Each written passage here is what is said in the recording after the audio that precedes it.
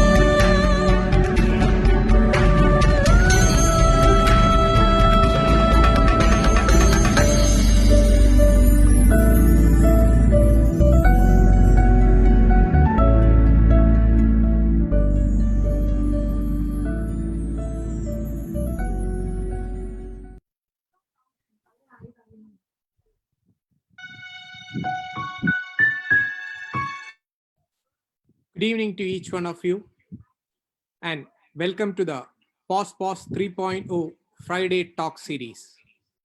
Respected Sri IGF Police Sri P. Vijayan IPS, distinguished speakers, valuable participants, and my fellow MBT team members. As you all are now in a delightful frame of mind, eagerly waiting to hear and interact with three legendary sport personalities. It is both a honor and pride for me to introduce to you about post talks and also about three marvelous sports personalities. POS, which means positivity and possibilities, is a talk series and is a social intervention by Mission Better Tomorrow, initiated and guided by Sri P. Vijayan IPS, intended with the aim for inspiring positivity and possibilities to groom others as future leaders. Let's have a flash view about the dedicated team behind Mission Better Tomorrow.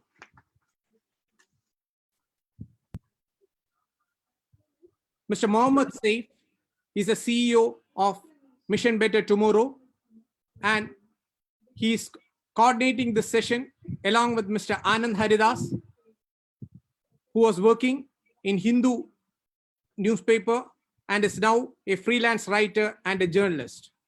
We have a research team, Mr. Harish K, CEO of Sadbhavana World School, Mr. Professor Amrit G. Kumar of Central University, Kasaragod, Mr. Kaviraj Nair, Vice President IBS Software from Trivandrum, Mr. Ranjit Warrior and Mr. Vijay Bhaskar, both chartered accountants based in Cochin, Ms. Niranjana Menon, who has a master's from Imperial College London and is now an aspiring civil services candidate, Mr. Rohit Philip from Innovation Strategy Council Trivandrum, and myself, Engineer Anandamani, based out of Calicut.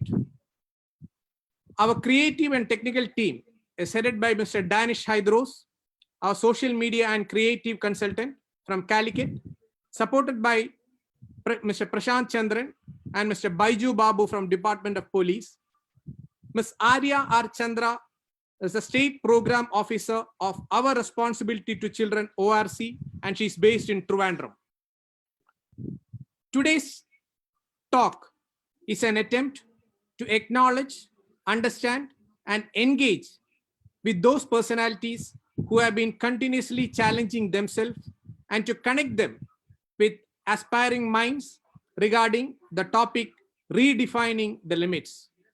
We have now entered into the third phase of POS Talk series, and the previous two series, 1 and 2, put together had more than 20 interactive talk series with more than 40 eminent speakers of high repute. Today's speakers are Ms. Anju Bobby George, the gold medalist in Asian Games, Busan, and IAF World Athletic Final, Mr. I.M. Vijayan, first ever All India Football Federation player in 1992 and the scorer of the fastest goals ever scored, Mr. Srijesh PR, one of the best goalkeepers of world hockey India has ever produced and was awarded in Asia Cup and Champions Trophy. We have a small video presentation about the three. Let's have an insight about them.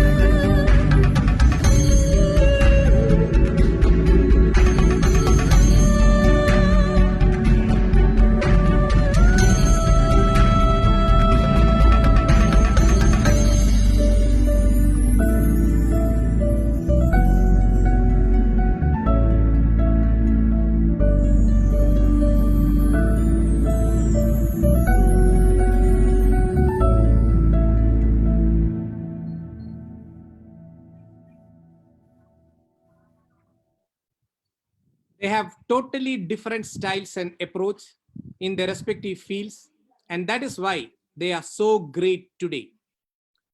All the three, along with the dedication and commitment, rose to the top of their sports career and journey, growing not only beyond Kerala, but even to outside of India, and have a very fascinating journey. And shortly, we can hear directly from them about it. Also, our introductory speaker, Sri P. Vijayan IPS, a name with distinct identity and who has really redefined all the limits, both in his personal and official life. Dear speakers, it is a privilege to have all of you here together in this POS Talk Friday series, and would be indeed amazing to hear out your past efforts and struggles, vision, sharings, and advices from your inspiring and magnificent minds on the topic redefining the limits, and to learn from each one of you. We at Mission Better Tomorrow are deeply honored by your presence and in this talk series, and I once more welcome you all. Thank you. Now I hand over this session to Sri P. Vijayan IPS to give an introduction regarding his idea and thoughts about the topic and to talk further. Over to you, sir. Good evening to all of you. Thanks, Engineer Anthony. And Priya Surthum, Sahapratanamaya I.M. Vijayan, Madam Anju Bobby George, Srijesh will be joining very soon. And dear friends, ഞങ്ങളെ കുറേ നാളുകളായിട്ട് നമ്മുടെ 20-ൽ പരം ടോക്കുകളും ലോകത്തിന്റെ പല ഭാഗങ്ങളിലായിട്ട് കാണുന്ന ഏകദേശം 1000-ൽ പരം ഫേസ്ബുക്ക് ഷെയറും യൂട്യൂബിലെയും ഇൻസ്റ്റാഗ്രാമിലൂടെയൊക്കെ കാണുന്ന 1-2 ലക്ഷത്തിൽ പരം വരുന്ന സുഹൃത്തുക്കളും ഇവിടെ അൺലീഷൻ ഹ്യൂമൻ പൊട്ടൻഷ്യൽ എന്നുള്ള MBTയുടെ പോസ്റ്റ് സീരീസിന്റെ 3rd എഡിഷൻ ആയിരിക്കുന്ന ഒരു സീരീസിലാണ് നമ്മൾ. അതിന്റെ 2ാമത്തെ ദിവസമാണ് നമ്മൾ. കഴിഞ്ഞ ദിവസം എക്സ്പ്ലോറിംഗ് ക്രിയേറ്റിവിറ്റി ആയിരുന്നു. Eminent architects and creators film directors was there. ഇപ്പോൾ നമ്മൾ ഇന്ന് നമ്മൾ എത്തിയിരിക്കുന്നത് റീഡിഫൈനിങ് ദി ലിമിറ്റ്സ് ആണ്. ഇന്നത്തെ ഒരു ദിവസത്തിന്റെ പ്രത്യേകത, ഇന്ന് മഹാത്മാ അയ്യങ്കാളിയുടെ ജന്മദിനം കൂടിയാണ്. കേരളത്തിലെ ഇങ്ങോളമുള്ള അടിച്ചമർത്തപ്പെട്ടവർക്ക് അവരുടെ ഇന്നർ പൊട്ടൻഷ്യൽ എക്സ്പ്ലോർ ചെയ്യാനും അതിനെ പ്രേരിപ്പിക്കുകയും അതോടൊപ്പം അവർക്ക് നിയമപരമായിരിക്കുന്ന അവകാശങ്ങൾ, അവരുടെ ക്രിയേറ്റിവിറ്റിയെയും കഴിവുകളെയും അവകാശങ്ങളേക്കും വേണ്ടിയിട്ട് പോരാടുകയും ചെയ്തിരിക്കുന്ന മഹാത്മാ അയ്യങ്കാളിയുടെ ജന്മദിനം കൂടിയാണ്. അദ്ദേഹത്തിന്റെയൊക്കെ പ്രവർത്തനങ്ങൾ കൊണ്ടാണ് ഒരുപക്ഷെ ഇന്ത്യയിൽ തന്നെ കേരളം ഒരു മാതൃകാ സംസ്ഥാനമായി മാറിയിരിക്കുന്നത്. ശ്രീനാരായണ ഗുരുവിന്റെയും അയ്യങ്കാളിയുടെയും ഒക്കെയുള്ള ചട്ടമ്പി സ്വാമികളുടെയൊക്കെ കൂട്ടായിരിക്കുന്ന പ്രവർത്തനങ്ങളാണ്. ഇവിടെ മറ്റൊരു കാര്യം, നിങ്ങൾക്ക് എല്ലാവർക്കും ഓണം ആശംസിക്കുകയാണ്. നമ്മൾ ഇനി അടുത്ത ഈ ഓണം കഴിഞ്ഞിട്ടായിരിക്കും കാണുന്നത്. നമ്മൾ കോവിഡിന്റെയും മറ്റും പ്രയാസങ്ങൾ നിൽക്കുന്ന സമയത്തും നമ്മൾ ആഘോഷങ്ങൾ നമ്മൾ കുറയ്ക്കേണ്ടതില്ല. പരിമിതികൾക്ക് നിന്നുകൊണ്ട് നമ്മളെ മനസ്സിനെ സ്വസ്ഥമാക്കാനും നമ്മളെ കൂട്ടുകാരെയും എല്ലാവരെയും സ്വസ്ഥമാക്കാനും ആനന്ദിക്കാനും കൂട്ടുകൂടാനും കുടുംബത്തോടുകൂടി കൂടാനൊക്കെ ഉള്ള ഒരു അവസരമായി ഇതിന് മാറട്ടെ എന്ന് ഞാൻ പ്രാർത്ഥിക്കുകയാണ്, ആശംസിക്കുകയാണ്. ഈ മനുഷ്യരിൽ അന്തർലീനമായിരിക്കുന്ന കഴിവുകളെ പരിപോഷിപ്പിക്കാനും പുറത്തെടുക്കാനും അതിനെ ആളുകളെ നിരന്തരം പ്രേരിപ്പിക്കുക, പ്രത്യേകിച്ചും യങ്സ്റ്റേഴ്സിനെ പ്രേരിപ്പിക്കുക എന്നുള്ളതാണ് നമ്മുടെ ഉദ്ദേശം. ഇതിൽ തന്നെ ഇവിടെ നമുക്ക് യങ്സ്റ്റേഴ്സ് ആയിരിക്കുന്നത് കൂടാതെ അവരുടെ രക്ഷിതാക്കളുണ്ട്, ലോകവ്യാപകമായിരിക്കുന്ന അതുപോലെ മറ്റ് ടെക്നോളജിസ്റ്റ് ഉണ്ട്, അധ്യാപകരുടെ ഒരു വലിയ ഗ്രൂപ്പിൽ സൂമിലും മറ്റുമായിട്ട് നമ്മളെ ഫേസ്ബുക്കിലായിട്ട് കാണുന്നുണ്ട്. എല്ലാവരുടെയും ഏതൊരു ഏജിലാണോ നമ്മൾ നിൽക്കുന്നത്, ഏതൊരു സ്റ്റേജിലാണോ നിൽക്കുന്നത്, അവിടെ നിന്ന് അങ്ങോട്ടേക്ക് ഇനിയും നമുക്ക് ഒരുപാട് പൊട്ടൻഷ്യലുകൾ എക്സ്പ്ലോർ ചെയ്യപ്പെടാറുണ്ട് എന്നുള്ളതാണ് MBT മുന്നോട്ട് വെക്കുന്ന മുദ്രാവാക്യം. ഇവിടെ നമ്മളുടെ ലിമിറ്റുകളെ എങ്ങനെ നമുക്ക് റീഡിഫൈൻ ചെയ്യാം. ഇവിടെ ലിമിറ്റുകളെ റീഡിഫൈൻ ചെയ്യുന്ന 3 ഐക്കൺസ് ആണ് നമ്മുടെ മുമ്പിലുള്ളത്. ഒന്ന് I.M. വിജയൻ, നമ്മളുടെ എക്കാലത്തെയും ഫേവറേറ്റ് ഫുട്ബോളർ, നമ്മുടെ അത്ലറ്റ് ആയിരിക്കുന്ന നമ്മുടെ ട്രാക്ക് ആൻഡ് ഫീൽഡിലെ ഗ്ലോറി ആയിരിക്കുന്ന അഞ്ജു ബോബി ജോർജ്, ഇപ്പോഴും നമ്മൾ അഭിമാനത്തിന്റെ ഉയരങ്ങളിലേക്ക് നയിച്ചുകൊണ്ടിരിക്കുന്ന ശ്രീജേഷ്. 3 ആളുകൾ എങ്ങനെയാണ് അവരെ ലിമിറ്റുകളെ റീഡിഫൈൻ ചെയ്തത്. ഒരു ലിമിറ്റും തന്നെ എങ്ങനെയല്ല ഒരാളും തന്നെ നേരത്തെ വിജയനൊക്കെ സൂചിപ്പിച്ചതുപോലെ ഒരാളും ഒരു ദിവസം കൊണ്ട് I.M. വിജയനോ അഞ്ജു ബോബി ജോർജോ ആകുന്നതല്ല, മറിച്ച് അവരെങ്ങനെ അവരുടെ പരിമിതികളെ പുനർനിർവചനം ചെയ്തു, അതിനും അവരെടുത്തിരിക്കുന്ന സ്ട്രാറ്റജി എന്താണ്, അവരെങ്ങനെയാണ് പരാജയങ്ങളെ നേരിട്ടത്, അവരെങ്ങനെയാണ് പ്രയാസങ്ങളെയും സ്ട്രെസ്സുകളെയും വേദനകളെയും ഒക്കെ സന്തോഷമാക്കി മാറ്റിക്കൊണ്ട് മുന്നോട്ട് പോയതെന്നുള്ളതാണ് നമ്മളിവിടെ ഡിസ്കസ് ചെയ്യപ്പെടുന്നത്. ഒരു കാര്യം നമ്മൾ മനസ്സിലാക്കുന്നത്, പ്രപഞ്ച സൃഷ്ടാവ് എന്ന് പറയുന്നത് എല്ലാ പ്രപഞ്ചത്തിന്റെ ഓരോ സൃഷ്ടിയും നടത്തുമ്പോൾ ഓരോരോ ലിവിങ് ആൻഡ് നോൺ ലിവിങ് എന്റിറ്റീനെയും ക്രിയേറ്റ് ചെയ്യുമ്പോൾ അതിന്റെ ഒരു വെരി സോഴ്സ് അതിൻ്റെ അകത്ത് ഇട്ടിരിക്കും. അതിന്റെ ഒരു കണം ഈ പ്രപഞ്ച ശക്തിയുടെ സൃഷ്ടാവിന്റെ ഒരു കണം അതിൽ നിക്ഷേപിച്ചിട്ടാണ് പോകുന്നത്. എന്ന് പറഞ്ഞാൽ ഒരുപക്ഷെ പ്രപഞ്ച സൃഷ്ടാവിനോളം ദൈവത്തോളം തന്നെ ശക്തി അവന്റെ സൃഷ്ടിക്ക് നൽകിക്കൊണ്ടാണ് ഈ ദൈവം എന്ന് ദൈവം സൃഷ്ടിച്ചിരിക്കുന്നത്. അതിൽ ഒരാളും തന്നെ കൂടുതലും ഒരാളും തന്നെ കുറവുമല്ല എന്നുള്ളതാണ് പരമമായ സത്യം. അത് ബൗണ്ട്ലെസ് ആൻഡ് ലിമിറ്റ്ലെസ് ആണ് എന്നുള്ള ഒരു പരമമായ സത്യം നമ്മൾ തിരിച്ചറിയുക എന്നുള്ളതാണ് മനുഷ്യ ജീവിതത്തിന്റെ ഏറ്റവും പ്രധാനപ്പെട്ട ഒരു കാര്യം. ഇവിടെ ഒരു കാര്യം നമ്മൾ മനസ്സിലാക്കേണ്ടത്, മനുഷ്യ ജീവിതം എന്ന് പറയുന്നത് ഈ ഒരു തിരിച്ചറിവില് ഒരു സ്റ്റാറ്റസ് കോ, നമ്മൾ നിൽക്കുന്ന ഇടത്ത് നിന്ന് നമ്മൾ എങ്ങനെ അതിനെ നിലനിർത്തി കൊണ്ടുപോകുമെന്നുള്ളൂ. അതിനേക്കാൾ ആ ലിമിറ്റുകളെല്ലാം ഒക്കെ അപ്പുറത്തേക്ക് നമ്മൾ എങ്ങനെ കൊണ്ടുപോകുമെന്നുള്ള ഒരു നിരന്തരമായ സ്ട്രഗിളാണ് ശരിക്ക് നമ്മളെ ജീവിതം എന്ന് പറയുന്നത്. അതായത് നമ്മളിപ്പോൾ ജീവിക്കുന്ന ഒരു ജീവിതാവസ്ഥയിൽ ഇങ്ങനെ ഒരു കംഫർട്ട് സോണിൽ എങ്ങനെ നമ്മൾ നിൽക്കുമെന്നുള്ളതും അതിനെങ്ങനെ നിലനിർത്തി കൊണ്ടുപോകാൻ ഒരു ഭാഗത്തും, മറുഭാഗത്ത് തന്നെ അപ്പുറത്തേക്ക് പോകണമെന്നുള്ള നിരന്തരമായിരിക്കുന്ന ഒരു വാജ്ഞയും, ഇത് രണ്ടും കൂടി കൂടിച്ചേരുന്ന ഒരു സ്ട്രഗിളാണ് ഒരുപക്ഷെ മനുഷ്യ ജീവിതം. ഈ സ്ട്രഗിളിൽ മുന്നോട്ടേക്ക് പോകാനുള്ള വാജ്ഞ അല്ലെങ്കിൽ ആസ്പിറേഷൻ കൂടുതലുള്ള ആളുകൾ അതിന്റെ തന്റെ എല്ലാ പരിധികളെയും ലംഘിച്ച് ഉയരങ്ങളിലേക്ക് ചാടുകയോ ദൂരങ്ങളിലേക്ക് ഗോളടിക്കുകയോ ഒക്കെ ചെയ്യുന്നത് നമുക്ക് കാണാൻ പറ്റും. അങ്ങനെ ഒരുപാട് വ്യക്തികൾ നമ്മുടെ ജീവിതത്തിലൂടെ കടന്നു പോയിട്ടുണ്ട്. നമ്മൾ എടുത്തു നോക്കിക്കഴിഞ്ഞാൽ നമ്മളൊക്കെ ഇപ്പോഴത്തെ താരങ്ങളായിരിക്കുന്ന മെസ്സിയോ, അല്ലെങ്കിൽ നമ്മുടെ ഐൻസ്റ്റീൻ ആയിരുന്നാലോ, അല്ലെങ്കിൽ മഹാത്മാഗാന്ധി ആയിരിക്കുന്ന വിവിധ മേഖലകളിലുള്ള ഇവരെല്ലാവരും തന്നെ അവർ നിലനിന്നിരുന്ന ഒരു കംഫർട്ട് സോണിൽ നിന്നും അവരുടെ ആ ഒരു പ്രപഞ്ചശക്തി നൽകിയിരിക്കുന്ന ബൗണ്ട്ലെസ് ആയിരിക്കുന്ന കപ്പാസിറ്റിയെ തെരഞ്ഞെടുക്കപ്പെട്ടിരിക്കുന്ന ഏതൊരു മനുഷ്യന്റെ ജീവിതത്തിന്റെ പൂർത്തീകരണം എന്ന് പറഞ്ഞത് ഈ ശക്തിയെ നമ്മൾ മനസ്സിലാക്കുകയും അതിനെ പുറത്തെടുക്കുകയും ചെയ്യുക എന്നുള്ളതാണ്. അതിനു വേണ്ടിയിട്ട് നമ്മളെ നിരന്തരം റീഡിഫൈൻ ചെയ്തുകൊണ്ടിരിക്കുക എന്നുള്ളതാണ് ഒരുപക്ഷെ മനുഷ്യ ജന്മത്തിന്റെ ലക്ഷ്യം തന്നെ എന്ന് വേണേൽ പറയാം. ഒരുപക്ഷെ എല്ലാ ജീവജാലങ്ങളിലും ജരാചരങ്ങളിലും ഈ ശക്തി നൽകിയിട്ടുണ്ടെങ്കിലും ഈ ഒരു തിരിച്ചറിവ് നൽകിയിരിക്കുന്ന, ഈ കോൺഷ്യസ്നെസ് നൽകിയിരിക്കുന്നത് മനുഷ്യ ജീവിതത്തിന് മാത്രമാണെന്നുള്ള. ഒരുപക്ഷെ മൃഗങ്ങൾക്കും എല്ലാവർക്കും ഈ ഒരു കഴിവ് തുല്യമായി നൽകിയിരിക്കാം. പക്ഷേ ഈ തിരിച്ചറിവിനുള്ള കഴിവ് നൽകിയിരിക്കുന്നത് മനുഷ്യനാണ് എന്നുള്ളതാണ് പരമമായ ഒരു സത്യം.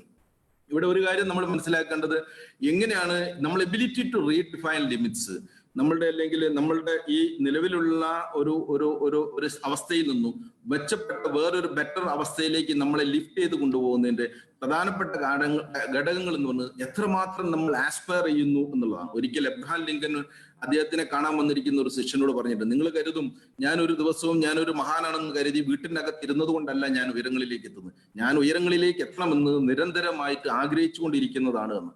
അതോടൊപ്പം തന്നെ നമ്മൾ ഈ ആഗ്രഹത്തോടുള്ള നമ്മളുടെ കമ്മിറ്റ്മെന്റ്, നമ്മൾ ആഗ്രഹത്തോടുള്ള നിരന്തരമായിരിക്കുന്ന കമ്മിറ്റ്മെന്റ്, ആ കമ്മിറ്റ്മെന്റ് നമുക്ക് മാത്രം ഉണ്ടാകേണ്ടതാണ്. ആ കമ്മിറ്റ്മെന്റ് അതോടൊപ്പം തന്നെ ഏത് പ്രതിസന്ധികളെയും അതിജീവിക്കാനുള്ള നിശ്ചയദാർഢ്യം അല്ലെ വിൽ പവർ, പിന്നെ അതിനെ സ്വായത്തമാക്കാനുള്ള ഹാർഡ് വർക്ക്, അതോടൊപ്പം നമ്മൾ പോകുന്ന സമയത്തെല്ലാം ഉണ്ടാകുന്ന ഒരു ആത്മനിയന്ത്രണങ്ങൾ എവിടെയെല്ലാം വിട്ടിട്ടുണ്ടോ, ഉയരങ്ങളിൽ പോയവൻ പോലും താഴോട്ട് ഇറങ്ങി വന്നിരിക്കുന്നതും വീണു പോയിരിക്കുന്നതും നമ്മൾ കണ്ടിട്ടുണ്ട്. ഇവിടെ ഒരു പ്രധാനപ്പെട്ട ഒരു ചോയ്സ് ബിറ്റ്വീൻ അസ് എന്ന് പറഞ്ഞത്, നമ്മളുടെ ഒരു കംഫർട്ട് സോണിൽ നമ്മളിപ്പം ജീവിക്കുന്ന ഒരു അവസ്ഥയിൽ നിന്ന് യാതൊരു പെയിനും വേണ്ട, സ്ട്രെയിനും വേണ്ടെന്ന് കരുതി അവിടെ നിൽക്കണോ, അങ്ങനെ ഒരു ഇൻസ്റ്റന്റ് പെട്ടെന്ന് കിട്ടുന്ന ഒരു സന്തോഷത്തിലാണോ നമുക്ക് വേണ്ടത്, അല്ലെങ്കിൽ നമ്മുടെ മുമ്പിൽ ഇരിക്കുന്ന ഈ താരങ്ങളെ പോലെ ഒരു എറ്റേണൽ ആയിരിക്കുന്ന, ഒരു അനന്തമായിരിക്കുന്ന, ഒരു സ്ഥായി ആയിരിക്കുന്ന ഒരു ഹാപ്പിനെസ്സിലേക്കാണ്. ഇപ്പൊ IM വിജയൻ നമ്മൾ കളിക്കുന്നില്ല ഇപ്പോഴും, പക്ഷെ ഇന്ത്യയുടെ ഏത് ഭാഗത്ത് പോയാലും IM വിജയൻ എന്ന് പറഞ്ഞാൽ നമുക്കറിയാം. അഞ്ജു ബോബി ജോർജ് ഒരു പക്ഷേ ചില മേഖലയിൽ ആക്റ്റീവ് അല്ലായിരിക്കുക, ഒരു പക്ഷെ ആണെങ്കിൽ ആക്റ്റീവ് ആയാലെല്ലെങ്കിലും എത്ര കാലം അവർ ഈ ഭൂലോകത്തിന്റെ ചരിത്രത്തിൽ തന്നെ ഒരു പക്ഷേ അറ്റ്ലീസ്റ്റ് ഒരു 100-150 കൊല്ലക്കാലം അവരുടെ പേരുകൾ നിലനിൽക്കുമെന്നുള്ള യാതൊരു സംശയമില്ല. അവിടെയാണ് ഈ എറ്റേണൽ ഹാപ്പിനെസ് എന്ന് പറയുന്നത്. ഇവിടെ ഒരു കാര്യം നമുക്ക് വേണ്ടത്, ആത്യന്തികമായി നമുക്ക് വേണ്ടത് ഒരു ലയൺ ആറ്റിറ്റ്യൂഡാണ്. ലയൺ ആറ്റിറ്റ്യൂഡ് എന്ന് പറയുമ്പോൾ നമ്മൾ മനസ്സിലാക്കേണ്ടത്, കാട്ടിൽ നിരവധി മൃഗങ്ങളുണ്ട്, ആനയുണ്ട്, ജിറാഫ് ഉണ്ട്. ഒരുപക്ഷെ ആനയെ സിംഹത്തെക്കാൾ എത്രയോ ഹെഫ്റ്റിയാണ്, അല്ലെങ്കിൽ ജിറാഫ് എത്രയോ ഉയരത്തിലാണ്, ചീറ്റ വളരെ ഫാസ്റ്റ് ആയിട്ട് ഓടുന്നതായിരിക്കാം. പക്ഷേ lion thinks that I am the king of animal world എന്നാണ്. മറ്റാരും ആരോപിച്ചു കൊടുത്തതൊന്നല്ല, അല്ലെങ്കിൽ മനുഷ്യർ പോലും പറയുന്നു ആരാണ് കാട്ടിലെ രാജാവ് എന്ന് ചോദിച്ചാൽ നമ്മൾ പറയും സിംഹമാണെന്ന്. സിംഹം നമ്മളോട് പറയണമെന്ന് പറഞ്ഞിട്ടില്ല, പക്ഷെ സിംഹത്തിന്റെ ആറ്റിറ്റ്യൂഡ് അതാണ്. എന്താണ്? I am the king. ഇതാണ് മനുഷ്യൻ പരിപൂർണനായിട്ട് സൃഷ്ടിക്കപ്പെട്ടിരിക്കുന്നതാണ്. അതിന് എന്തെങ്കിലും പരിമിതികൾ ഉണ്ടെങ്കിൽ അതിനെ നമ്മൾ എക്സ്പ്ലോർ ചെയ്യുന്നതിൽ ഉണ്ടാകുന്ന പരാജയമാണ്. ആ എക്സ്പ്ലോറേഷനെ സാധ്യമാക്കാൻ അതിന്റെ ലിമിറ്റുകൾ ഭേദിച്ചുകൊണ്ട് ലിമിറ്റുകളെ പുനർനിർവചനം ചെയ്യുക എന്നുള്ളതാണ് നമ്മളിവിടെ ഉദ്ദേശിക്കുന്നത്. ഇത്തരം ടോക്കുകൾ കേൾക്കുക വഴി ഓരോരുത്തരും തന്നെ അവന്റെ ലിമിറ്റുകൾക്കപ്പുറത്തേക്ക് പോകുന്നതിന് വേണ്ടിയിട്ടുള്ള നിരന്തരമായ ശ്രമം ഉണ്ടാകുക വഴി ഈ രാജ്യം തന്നെ മഹത്തായിരിക്കുന്ന ഒരു രാജ്യമായി മാറുമെന്നും നിങ്ങൾക്ക് ബൗണ്ട്ലെസ് ഹാപ്പിനെസ് കിട്ടുമെന്നുമുള്ള പ്രതീക്ഷയോടുകൂടി ഈ ടോക്ക് സീരീസ് നിങ്ങൾക്ക് എവർക്കും വേണ്ടി സമർപ്പിക്കുന്നു. Thank you so much.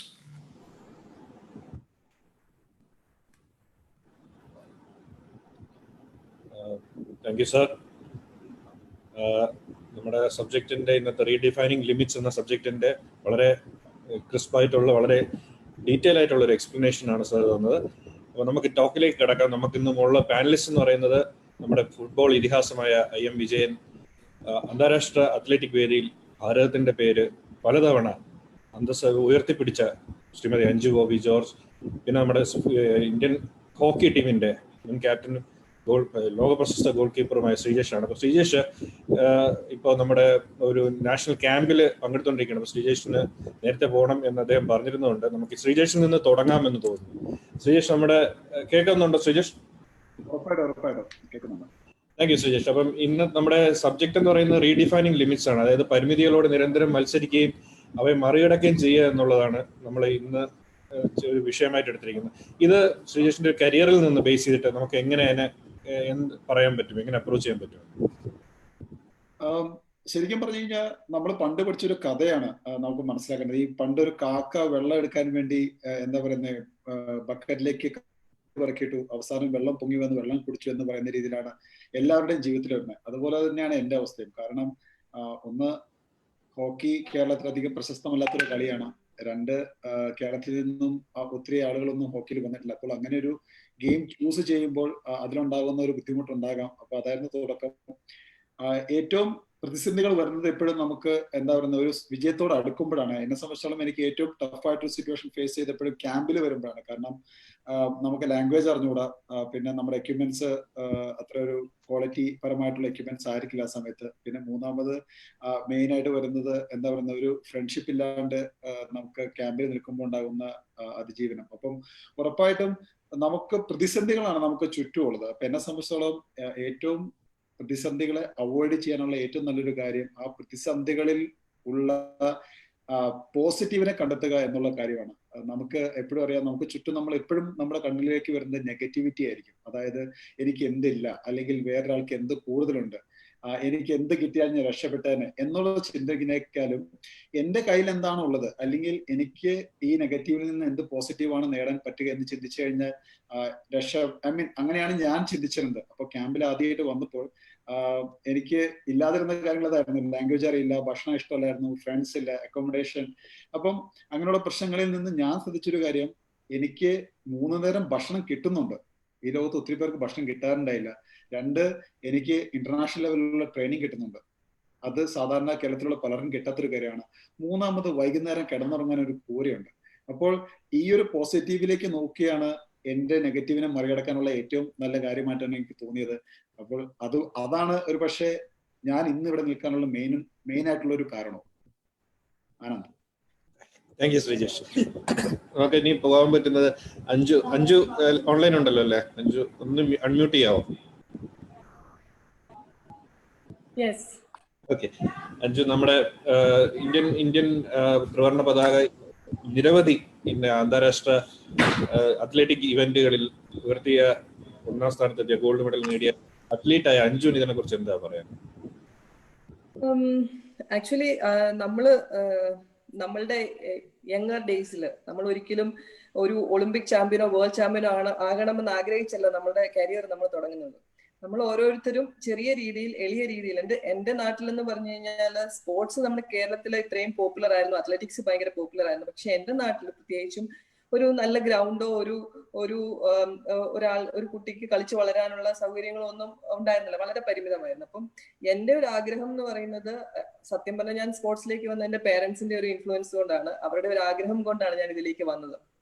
ആ ചെറിയൊരു പ്രായത്തിൽ എനിക്ക് രാവിലെ 4 മണിക്ക് എഴുന്നേറ്റ് ഗ്രൗണ്ടിൽ പോവുക, അവിടുന്ന് പപ്പ അവിടെ കൂട്ടിയിരിക്കും. ട്രെയിനിങ്ങിന്റെ ടൈമില് ഫുള്ള് ഡാർക്ക് ആയിരിക്കും. ഗ്രൗണ്ടിൽ പോയി ട്രെയിനിങ് ചെയ്യും. അവിടുന്ന് നേരെ ഒരു ഫ്രണ്ടിന്റെ വീട്ടിൽ പോയി ഡ്രസ്സ് മാറി ഭക്ഷണം കഴിച്ച് നേരെ സ്കൂളിൽ പോകും.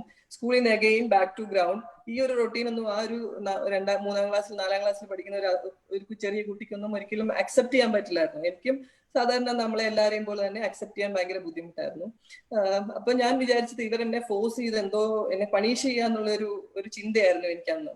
പക്ഷെ കുറച്ച് വലുതായി കഴിഞ്ഞപ്പോ എനിക്ക് മനസ്സിലായി എന്നിലുള്ള കഴിവുകൾ സ്പോർട്സിലാണ്. ഞാൻ പഠിക്കാൻ പോവുകയോ അല്ലെങ്കിൽ വേറെ എന്തെങ്കിലും ഫീൽഡിൽ പോകുന്നതിലോ കൂടുതലായിട്ടും എനിക്ക് ചെയ്യാൻ പറ്റുന്നത് ഈ സ്പോർട്സ് ഫീൽഡാണെന്ന് എനിക്ക് തന്നെ ബോധ്യം വന്നു. അങ്ങനെയാണ് ഞാനിത് എൻജോയ് ചെയ്യാൻ തുടങ്ങിയത്. ഞാനത് കൂടുതൽ ശ്രദ്ധിച്ചു തുടങ്ങിയത്. എന്റെ പേരൻസിന്റെ ഇൻട്രസ്റ്റ് കാരണം കൂടുതൽ സ്പോർട്സിന് അറ്റൻഷൻ കിട്ടുന്ന സ്കൂളുകളിലേക്കും കോളേജുകളിലേക്കും ഒക്കെ എന്നെ വിട്ടു. എന്റെ ഭാഗ്യം കൊണ്ട് ഞാൻ എത്തിപ്പെട്ടതൊക്കെ കറക്റ്റ് അത്രയും ആ സമയത്ത് എന്നെ ഹെൽപ്പ് ചെയ്യാൻ പറ്റുന്ന സ്യൂട്ടബിൾ ആയിട്ടുള്ള ആൾക്കാരുടെ അടുത്തായിരുന്നു. സത്യം പറഞ്ഞാൽ എന്നെക്കാളും കഴിവുള്ള ഇഷ്ടംപോലെ ആൾക്കാർ നമ്മുടെ നാട്ടിൽ ജനിച്ച് മരിച്ചു പോയിട്ടുണ്ടാവും. പക്ഷെ അവർക്കൊന്നും ഈ ലെവലിലേക്ക് എത്താൻ പറ്റാതെ പോയത് ആ ഒരു പ്രശ്നം കൊണ്ടായിരിക്കും. എന്റെ ഒരു ഭാഗ്യം കൊണ്ട് ഞാൻ കറക്റ്റ് കോച്ചസിന്റെ അടുത്തും അല്ലെങ്കിൽ എന്നെ സപ്പോർട്ട് ചെയ്യുന്ന ആൾക്കാരുടെ അടുത്തും ഒക്കെ എത്തിപ്പോയി. ആ ഒരു എന്താ പറയാ, ആ ഒരു സമയത്ത് ചെറിയ പ്രായത്തില് ഒരു ഡിസ്ട്രിക്ട് ചാമ്പ്യൻ, അത് കഴിയുമ്പോൾ ഒരു സ്റ്റേറ്റ് ചാമ്പ്യൻ, അത് കഴിഞ്ഞ ഒരു നാഷണൽ ചാമ്പ്യൻ, ആ ഒരു എളിയ രീതിയിലാണ് നമ്മുടെ ഡ്രീംസ് പോയിരുന്നത്. അത് കഴിഞ്ഞ ഒരു ഏഷ്യൻ ലെവലിലേക്കൊക്കെ എത്തിക്കഴിഞ്ഞപ്പോഴാണ് ഞാനൊരു ഒളിമ്പിക്സിനെ കുറിച്ചൊക്കെ ഡ്രീം ചെയ്തു തുടങ്ങിയത്. സത്യം പറഞ്ഞാൽ എന്റെ അനുഭവത്തില്, എന്റെ അഭിപ്രായത്തില് നമ്മളുടെ ചുറ്റുപാടിൽ തന്നെ ഒതുങ്ങിക്കൂടി കഴിഞ്ഞാൽ നമുക്കൊന്നും അച്ചീവ് ചെയ്യാൻ പറ്റില്ല. നമ്മൾ അതിന്റെ പുറത്തേക്ക് കിടക്കണം. കാരണം കേരളത്തിൽ നിന്നിരുന്നെങ്കിൽ ചിലപ്പോൾ ഞാൻ ഈ ഒരു രീതിയിൽ എങ്ങും എത്തില്ലായിരുന്നു. കേരളത്തിന് വെളിയിലേക്ക് പോകാൻ പറ്റിയത് കൊണ്ടാണ് നാഷണൽ ക്യാമ്പ് ബാംഗ്ലൂർ, ശ്രീജേഷ് പറഞ്ഞ പോലെ ഞങ്ങളെല്ലാം ബാംഗ്ലൂരാണ് ക്യാമ്പിലേക്ക് വന്നത്.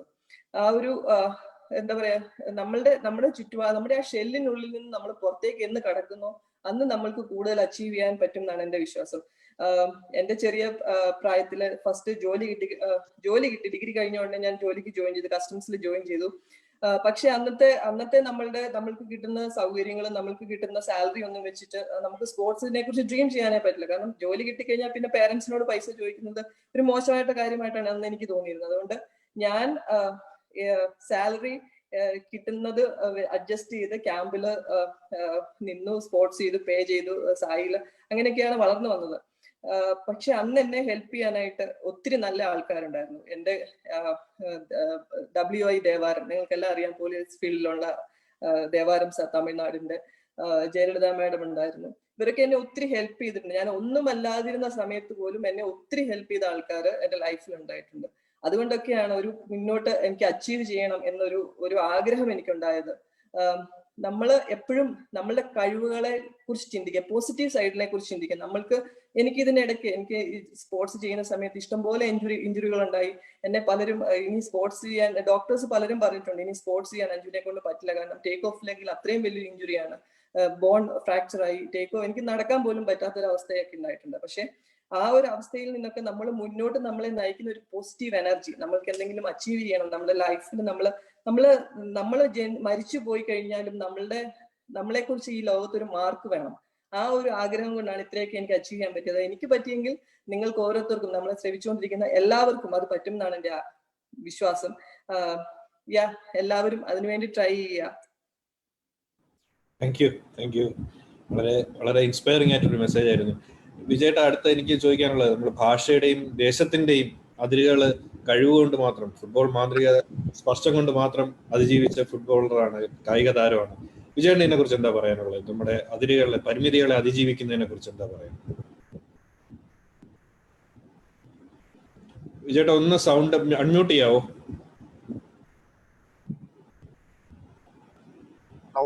കേൾക്കാം, പറഞ്ഞോളൂ. നമസ്കാരം. ഞാൻ എല്ലാവർക്കും അറിയാം, ഞാൻ ജനിച്ചു വളർന്നത് തൃശ്ശൂര് കോലത്തുംപാടം എന്ന് പറഞ്ഞ സ്ഥലത്താണ്. അപ്പൊ ഒരു ചെറിയൊരു കസിൻസ് ഒക്കെ ഉള്ളൊരു ഗ്രാമമല്ല, സ്റ്റേഡിയത്തിന്റെ തൊട്ട് താഴ്ത്താണ്. അപ്പൊ അവിടെ ചാക്കോള ട്രോഫി എന്ന് പറഞ്ഞ വലിയൊരു ടൂർണമെന്റ് നടക്കുന്ന ഒരു സ്ഥലമാണ് തൃശ്ശൂര് മുനിസിപ്പൽ സ്റ്റേഡിയം. അപ്പൊ എന്റെ ചെറുപ്പത്തില് ഞാൻ അവിടെ 3 ഇയറിന്റെ, ഞാൻ സ്പോർട്സ് കൗൺസിൽ പ്രൊഡക്റ്റ് ആണ്, അപ്പൊ 3 ഇയറിന്റെ ക്യാമ്പിലുള്ളപ്പോ ഒരു ബോൾ ബോയ് ആയിട്ട് നിന്നിരുന്നു. അപ്പൊ ബോളൊക്കെ ഇങ്ങനെ JCT അതുപോലത്തെ വലിയ വലിയ ടീമുകൾ, വലിയ വലിയ പ്ലേയേഴ്സ് കളിക്കാൻ ബോൾ എടുത്ത് കൊടുക്കുമ്പോൾ ഈ ജനങ്ങളെ കണ്ടിട്ട് അപ്പൊ എന്റെ മനസ്സിൽ ഒന്ന് ആ സമയത്ത് ഞാൻ ചിന്തിച്ചു, അയ്യോ ഇത്രയധികം ജനത്തിന്റെ മുന്നിൽ എനിക്ക് കളിക്കാൻ പറ്റുമോ? പക്ഷെ അത് കഴിഞ്ഞ് സ്പോർട്സ് കൗൺസിലിൽ ഇരിക്കുമ്പോൾ തന്നെ ഞാൻ സ്കൂൾ സ്റ്റേറ്റ് കളിച്ചു, സബ് ജൂനിയർ സ്റ്റേറ്റ് കളിച്ചു, അതേപോലെ റൂറൽ സ്റ്റേറ്റ് കളിച്ചു. അങ്ങനെ ചെറിയ ചെറിയ മാച്ചുകൾ കളിച്ചു. പക്ഷെ എനിക്കൊരു ലൈഫ് ടേണിംഗ് പോയിന്റ് എന്ന് പറഞ്ഞാൽ കേരള പോലീസിൽ ജോലി കിട്ടി. 17 വയസ്സിൽ ചെന്നു. അവിടെ അത്രയും ഗ്രേറ്റ് പ്ലേയേഴ്സിന്റെ കൂടെ, സത്യേട്ടൻ, ഷർഫലി, പാപ്പച്ച, കുര്യശ്, അവരെ കൂടെ എനിക്ക് പ്രാക്ടീസ് ചെയ്യാനുള്ള അവസരം കിട്ടി.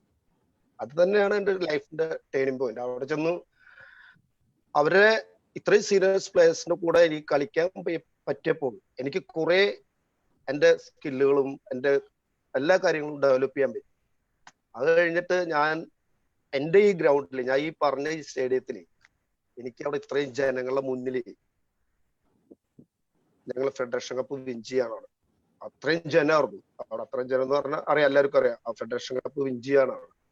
അപ്പൊ അതെന്താ, ഞാനൊക്കെ ആ ചെറുപ്പത്തിൽ ഇങ്ങനെ ഞാൻ അന്ന് ചിന്തിച്ചോളൂ ഇങ്ങനെ എനിക്കൊക്കെ ഇങ്ങനെ ആവാൻ പറ്റിയെങ്കിൽ ഇവരെ മുന്നിൽ കളിക്കാൻ പറ്റും. പക്ഷെ നമുക്കത് എന്തെങ്കിലും വിചാരിച്ചാൽ നമ്മളത് സാധിച്ചെടുക്കാൻ വേണ്ടിയിട്ടുള്ള സ്ട്രഗിളിങ്, ആ സ്ട്രഗിൾ ചെയ്ത് ഞാൻ അങ്ങനെ മുന്നോട്ട് പോയപ്പോ എനിക്ക് അതിന്റെ ഒരു ഭയങ്കര ഒരു സന്തോഷം തോന്നി, ഈ ജനത്തിന് മുന്നിൽ കളിക്കാൻ പറ്റിയപ്പോഴാണ്. പിന്നെ അതൊക്കെ കഴിഞ്ഞ് ഞാൻ കുറെ ഇന്ത്യൻ ടീമിലൊക്കെ കളിച്ച് വന്നുകൊണ്ടിരിക്കുമ്പോ നാഷണൽ ടീമിൽ കണ്ടിന്യൂസ് ആയിട്ട് കളിച്ചിരിക്കുമ്പോൾ എന്നെ അവോയ്ഡ് ചെയ്തിട്ടുള്ള ഒരു കാര്യമാണ് ഇന്ത്യൻ ടീമിൽ തന്നെ ഒരു അവോയ്ഡ്.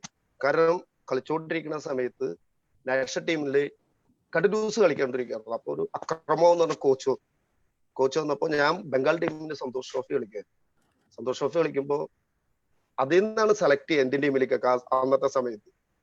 ആ ടീമിൽ നിന്ന് ഞങ്ങൾ വിൻ ചെയ്തു, ബംഗാൾ ടീം വിൻ ചെയ്തു സന്തോഷ് ട്രോഫി. പക്ഷെ എന്റെ പേര് ആ ലിസ്റ്റിൽ ഉണ്ടായിരുന്നില്ല. അപ്പൊ എന്നെ പ്രസ്സുകാർ ഇങ്ങനെ ചോദിച്ചു, എന്താണ് കണ്ടിന്യൂസ് കളിച്ചിരിക്കണ വിജയന്റെ പേരില്ലല്ലോ എന്ന് പറഞ്ഞു. ഞാൻ പറഞ്ഞു ആ കോച്ചിന് ചിലപ്പോ എന്റെ സിസ്റ്റർ ഇഷ്ടമായി ഉണ്ടാവില്ല, അതുകൊണ്ടാന്ന് പറഞ്ഞു. ഞാൻ പിറ്റേ ദിവസം നാട്ടിൽ വന്നു.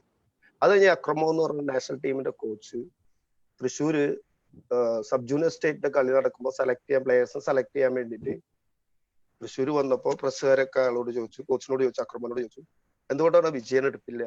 കാരണം വിജയൻ കൊല്ലങ്ങളായിട്ട് ഇന്ത്യൻ ടീമിന്റെ ഫസ്റ്റ് ലെവലിലും കളിക്കുന്നുണ്ട്, കറന്റ് ആയിട്ട് കളിക്കും. അപ്പൊ ആ കോച്ച് പറഞ്ഞത് ഇങ്ങനെയാണ്, വിജയന്റെ സിസ്റ്റം കളി എന്റെ സിസ്റ്റത്തിലേക്ക് പറ്റില്ല. അതുകൊണ്ട് എന്നോട് ഞാനും പറഞ്ഞു ശരിയായിരിക്കും, ഓരോ കോച്ചസിന്റെ സിസ്റ്റത്തിൽ നമ്മുടെ കളി ചിലപ്പോൾ ഇഷ്ടമാവില്ല. പക്ഷെ ഞാനത് കഴിഞ്ഞ് മോഹൻ ബാലിൽ തിരിച്ചു പോയി. എനിക്ക് ഇത് മനസ്സിലുണ്ട്, എന്നെ ഇന്ത്യൻ ടീമിൽ എടുത്തില്ല, എനിക്ക് എങ്ങനെയും കയറണം, ടീമിൽ കയറണം എന്ന് പറഞ്ഞിരിക്കുമ്പോ ദൈവം, അതാണ് പറഞ്ഞ ഒരു വലിയൊരു ഭാഗ്യം. ദൈവം അതേപോലെ തന്നെ അക്രമോ സാറ് അന്ന് ബൈജുനൊക്കെ കളിച്ചു വരുന്നുണ്ട്, ജോപ്പോളഞ്ചേരി ബൈജുൻ ഫ്രീ വേൾഡ് കപ്പിന്റെ ടീം അവിടെ പ്രാക്ടീസ് ചെയ്യുന്നുണ്ടായിരുന്നു, ഫ്രീ ഒളിമ്പിക്സിന്റെ ടീം പ്രാക്ടീസ് ചെയ്യുന്നുണ്ടായിരുന്നു കൽക്കട്ടയില്. അപ്പൊ ഞാനൊക്കെ അപ്പോൾ മോഹൻ ബാലിന്റെ സീനിയർ ടീമിന്റെ പ്ലെയേഴ്സിനെ കളിക്കാൻ വിളിച്ചു. സത്യേട്ടൻ, അതുപോലെ കിരൺ കോൺസായി, അവരെ അഗേൻസ്റ്റ് പ്രാക്ടീസ് മാച്ച് കളിക്കാം, അവർ ടൂർണമെന്റ് കളിക്കാൻ പോവാം. അക്രമോ ആണ് ഈ ബൈജുന്റെയും ജോപ്പോളുടെ കോച്ച്. ഞങ്ങളുടെ കോച്ച് അവരെ സീനിയർ കോച്ചാണ്. അപ്പൊ ഞാൻ പറയാൻ കാരണം വെച്ചാൽ എന്റെ കളി എനിക്ക് കാണിച്ചു കൊടുക്കണം വലിയൊരു ആഗ്രഹം ഉണ്ടായിരുന്നു. ആർക്ക്? ആ കോച്ചിന്. ആ കോച്ച് ഒരു സന്തോഷ് ട്രോഫിയുടെ ഒരു മാച്ച്, ഫൈനൽ മാച്ച് മാത്രമേ കണ്ടിട്ടുള്ളൂ. അവസരം കിട്ടിയപ്പോ ഞാൻ ചെന്ന് ഈ ടീമിന്റെ, ഈ ബൈജുന്റെയും അതുപോലെ ജോപ്പോളുടെയും ഈ ഇന്ത്യൻ ടീമാണ് കളിക്കുന്നത്. അപ്പോ സീനിയർ ടീമാണ് ഞങ്ങള്, അവര് ജൂനിയർ ടീമാണ്. ജൂനിയർ ടീം എന്ന് പറഞ്ഞാൽ ഫ്രീ വേൾഡ് ഒളിമ്പിക്സ് കളിക്കാൻ പോകുന്ന ടീമാണ്. ആ ടീമിന്റെ എതിരെ എനിക്ക് മാത്രം 4 ഗോൾ അടിക്കാൻ പറ്റിയ ആ കോച്ചിന്റെ മുന്നിൽ. അത് കഴിഞ്ഞ് 2 ദിവസമായിട്ട് പിന്നെ മാച്ച് വെച്ചപ്പോ എന്നോട് പറഞ്ഞു, വിജയ് എന്തിനാ മാർക്ക്, ഈ അക്രമ കോച്ച് പറയാണ് നിന്നെ മാർക്ക് ചെയ്യണത് പിന്നെ പ്ലെയർ ആന്ന് പറഞ്ഞു. ഓക്കെ സർ എന്ന് പറഞ്ഞിട്ട് ഞാൻ പിന്നത്തെ 2 ദിവസമായിട്ട് വീണ്ടും മാച്ച് ആയിരുന്നു അവരോട്. പക്ഷെ എനിക്ക് എന്ന് പറഞ്ഞാൽ എന്റെ മോഹൻ ബാലിന്റെ ഗ്രൗണ്ടിലാണ്, അത്രയും സപ്പോർട്ടേഴ്സ് കളി കാണാൻ വന്നിക്കാണ്. തന്നെ എന്റെ ടീമിൽ നിന്ന് പുറത്തായിരിക്കുന്ന സമയമാണ്. അത് കഴിഞ്ഞിട്ട് അന്നും 3-4 ഗോൾ അടിച്ചു. അത് കഴിഞ്ഞ് എനിക്ക് പിന്നെ അച്ചീവ് എന്താ വെച്ചിട്ടുണ്ടെങ്കിൽ, ആ അക്രമോ സാറിന്റെ അണ്ടറില് പിന്നെ സീനിയർ ടീമിനെ വിളിച്ചിട്ട് ഫ്രീ വേൾഡ് കപ്പിന്റെ ക്യാപ്റ്റൻസി ചെയ്യാൻ പറ്റി എനിക്ക് ആ സാറിന്റെ അണ്ടറിൽ. അതാണ് നമുക്ക് മനസ്സില് എന്തെങ്കിലും ഒരു വീഴ്ച പറ്റിയാൽ അതിന് കുറ്റം പറഞ്ഞ അവരെ കുറ്റം പറഞ്ഞ് ഇവരെ കുറ്റം പറഞ്ഞിട്ട് കാര്യമില്ല. നമ്മൾ സ്വയം അത് ഡെവലപ്പ് ചെയ്തെടുക്കുക, നമ്മളതിൽ എന്താ കുറവ് അത് കാണിച്ച് മുന്നോട്ട് പോകാനാണ് നോക്കുന്നത്. ഞാനൊരു എൻ്റെ ഒരു എക്സ്പീരിയൻസ് പറഞ്ഞു എന്നുള്ളൂ കേട്ടോ. താങ്ക് യു വിജയേട്ടാ. വിജയന്റെ ഒരു എക്സ്പീരിയൻസ് അതാണ് നമുക്ക് അറിയേണ്ടത്, നമ്മളെ ഇൻസ്പയർ ചെയ്യുന്നത് അതാണ്. ഞാൻ തിരിച്ച് അഞ്ജുവിലേക്ക് വരാം. അഞ്ജു നേരത്തെ പറഞ്ഞ ഇതിൽ നിന്ന് തന്നെ തുടങ്ങുകയാണ് ഞാൻ. അപ്പൊ പലപ്പോഴും നമ്മുടെ ഫിസിക്കലായിട്ടുള്ള ബുദ്ധിമുട്ടുകളായിരിക്കില്ല നമ്മുടെ കഴിവുകൾ, ഒരാളുടെ കഴിവ് മൊത്തമായി പുറത്തു കൊണ്ടുവരുന്നതിൽ നിന്ന് കിട്ടുന്നത് മെന്റൽ ബ്ലോക്കുകളായിരിക്കും, മാനസികമായ ബ്ലോക്കുകളായിരിക്കും. അഞ്ജുവിന്റെ കാരിയറിൽ അങ്ങനെ ഒരു ബ്ലോക്കുകൾ ഉണ്ടെങ്കിൽ അതിനെങ്ങനെയാണ് അതിജീവിച്ചത്? ഞാൻ സ്പോർട്സ് ചെയ്തു തുടങ്ങുന്ന സമയത്ത് നമുക്ക് നോക്കാൻ വളരെ കുറച്ച് അത്ലറ്റ്സേ ഉണ്ടായിരുന്നുള്ളൂ. കാരണം ഇന്ത്യ അന്ന് ഒരു സൂപ്പർ പവർ, ഇന്നും അത്ര എത്തിയിട്ടില്ല, അന്നും ഒരു സൂപ്പർ പവർ ഒന്നും അല്ല നമ്മുടെ വേൾഡ് സ്പോർട്സ് എടുക്കുകയാണെങ്കിൽ. ഏഷ്യയിൽ of course we are super powers, but ഒരു ഇന്റർനാഷണൽ ലെവലിലേക്ക് നമ്മൾ ഒരിക്കലും ഒരു സൂപ്പർ പവർ ആയിരുന്നില്ല. അപ്പോ എന്റെ ഒരു അനുമാനത്തില് നമ്മളുടെ അത്ലറ്റ്സിന് ഏറ്റവും പ്രശ്നം വരുന്നത് നമ്മൾക്കൊരു മെന്റൽ ബ്ലോക്ക് ഉണ്ട്. നമ്മളൊരു ഏഷ്യൻ ലെവലിൽ മാത്രം അച്ചീവ് ചെയ്യാൻ പറ്റുന്ന അത്ലറ്റ്സ് ആണ്. Beyond that it's not beyond our capacity എന്നുള്ളൊരു ചിന്ത നമ്മളുടെ അത്ലറ്റ്സിന് പൊതുവേ ഉണ്ട്. അതായത് എന്ത് കാര്യത്തിലായിരുന്നെങ്കിലും അന്ന് പക്ഷെ ഇന്ന് അതിൽ നിന്ന് ഒത്തിരി മാറി, ഒത്തിരി ഓപ്പർച്യൂണിറ്റീസ് ഉണ്ട്. അന്നത്തെ പ്രശ്നം എന്ന് പറയുന്നത് എന്റെ വിചാരം അല്ലെങ്കിൽ എന്റെ ഒരു ഇതെന്ന് പറയുന്നത്, അന്ന് നമുക്ക് ലോകത്തെ അറിയാനുള്ള വഴികൾ കുറവായിരുന്നു. ഇന്നത്തെ പോലെ ഇന്റർനെറ്റോ ഫോണോ വാട്സപ്പോ ഒന്നും ഉണ്ടായിരുന്നില്ല. അപ്പൊ നമുക്കൊരു ഇൻഫർമേഷൻ ഗ്യാദർ ചെയ്യണമെങ്കിൽ നമ്മൾ ഒന്നിൽ അതിന്റെ എന്തെങ്കിലും ജേർണൽസ് വായിക്കണം, അല്ലെങ്കിൽ പുറത്ത് പോയി അത് നേരിട്ട് കാണണം. അല്ലാതെ നമുക്കൊരു ഓപ്പർച്യൂണിറ്റി ഇല്ലായിരുന്നു അന്ന്. അതുകൊണ്ട് നമ്മളുടെ ഒരു മൈൻഡ് സെറ്റ് എന്ന് പറയുന്നത് ഒരു ഏഷ്യൻ ലെവലിൽ നമുക്ക് അച്ചീവ് ചെയ്യാൻ പറ്റുള്ളൂ. ബിയോണ്ട് ദാറ്റ് നമുക്ക് പറ്റില്ല എന്നുള്ളൊരു മെന്റൽ ബ്ലോക്ക് അത് നമുക്ക് എല്ലാവർക്കും ഉണ്ടായിരുന്നു, എനിക്കും ഉണ്ടായിരുന്നു. പക്ഷെ ഞാൻ ബോബിയെ കണ്ടതിന് ശേഷമാണ്, അത് ബോബിയുടെ അടുത്ത് ട്രെയിനിങ്ങിന് തുടങ്ങിയതിന് ശേഷമാണ് എന്റെ ഒരു കരിയറിൽ ഒരു ബിഗ് ലീപ്പ് എന്ന് തന്നെ പറയാം. കാരണം ബോബിയാണ് എന്നെ ഒരു ട്രൂ ഇന്റർനാഷണൽ അത്ലറ്റ് എന്താണെന്ന് കാണിച്ചു തന്നത്, അല്ലെങ്കിൽ അത് എന്നിലുണ്ട് എന്ന വിശ്വാസം എന്നിൽ ഉണ്ടാക്കിയത് ബോബിയാണ്. ഒരു സാധാരണ ഒരു കോച്ച് വന്നിട്ട് നിങ്ങൾ ഒളിമ്പിക്സിന് മെഡൽ എടുക്കുമെന്ന് പറഞ്ഞാൽ നമ്മൾ ആരും വിശ്വസിക്കില്ല, ഞാനും വിശ്വസിക്കില്ല. പക്ഷെ അത് ഡേ ബൈ ഡേ നമ്മളെ അത് വിശ്വസിപ്പിച്ച് നമ്മളെ ആ ഒരു പോഡിയത്തിലേക്ക് എത്തിക്കുക എന്ന് പറഞ്ഞ ഒരു സാഹസം തന്നെയാണ്. അത് ആ ഒരു കഴിവ് ബോബിക്ക് ഉണ്ടായിരുന്നു. ഒരു കോച്ച് വളരെ യങ്ങായിരുന്നു ബോബി അന്ന്. ഞാൻ മെഡൽ എടുക്കുന്ന സമയത്ത് ബോബി 32 ഇയേഴ്സ് ഉണ്ടായിരുന്നുള്ളൂ. അപ്പോ അത്രയും യങ് ഒരാൾക്ക് ഒരു അത്ലറ്റിനെ ഇൻസ്പയർ ചെയ്ത് ആ ഒരു ലെവലിലേക്ക് എത്തിക്കാൻ പറ്റുക എന്ന് പറയുന്ന നമ്മുടെ ഇന്ത്യയെ സംബന്ധിച്ച് വലിയൊരു കാര്യമാണ്. കാരണം അത്രയും നോളജ് ഗ്യാദർ ചെയ്യണം, അത്രയും എന്താ പറയാ വിഷ്വലൈസ് ചെയ്യാൻ പറ്റണം, അത്രയും വിസ്ഡം ഉണ്ടായിരിക്കണം, അത്രയും നോളജ് ഉണ്ടായിരിക്കണം. അപ്പൊ ഈ ഒരു എല്ലാം കൂടെ ഒത്തുവന്ന ഒരു കോച്ചിനെയാണ് എനിക്ക് കിട്ടിയത്. അപ്പോൾ എന്റെ ഇത് സ്പോർട്സിൽ ഫീൽഡിൽ മാത്രമല്ല, നമുക്ക് എപ്പോഴും ഒരു മെന്റൽ ബ്ലോക്ക് എന്ന് പറയുന്നത് നമ്മൾ എന്തെങ്കിലും ചെയ്തു കഴിഞ്ഞാൽ മറ്റുള്ളവർ നമ്മളെ കുറിച്ച് നല്ലത് ചിന്തിക്കുമോ അല്ലെ മോശമായിട്ട് ചിന്തിക്കുമോ, ഈ ഒരു രീതിയിൽ നമ്മൾ എല്ലാ ഫീൽഡിലും നമ്മൾ ഇപ്പം സ്പോർട്സ് കഴിഞ്ഞിട്ട് ഇപ്പൊ ഞാൻ എന്തൊക്കെ ചെയ്യുന്നുണ്ടോ ആ ഒരു സമയത്തും എനിക്കും ചിലപ്പോൾ പലതും ചെയ്യുമ്പോൾ തോന്നും ഞാൻ ഇത് ചെയ്തു കഴിഞ്ഞാൽ മറ്റുള്ളവർക്ക് എന്നെ കുറിച്ച് മോശമായിട്ട് തോന്നുന്നു, അല്ലെങ്കിൽ ഞാൻ ചെയ്യുന്നത് തെറ്റാണോ.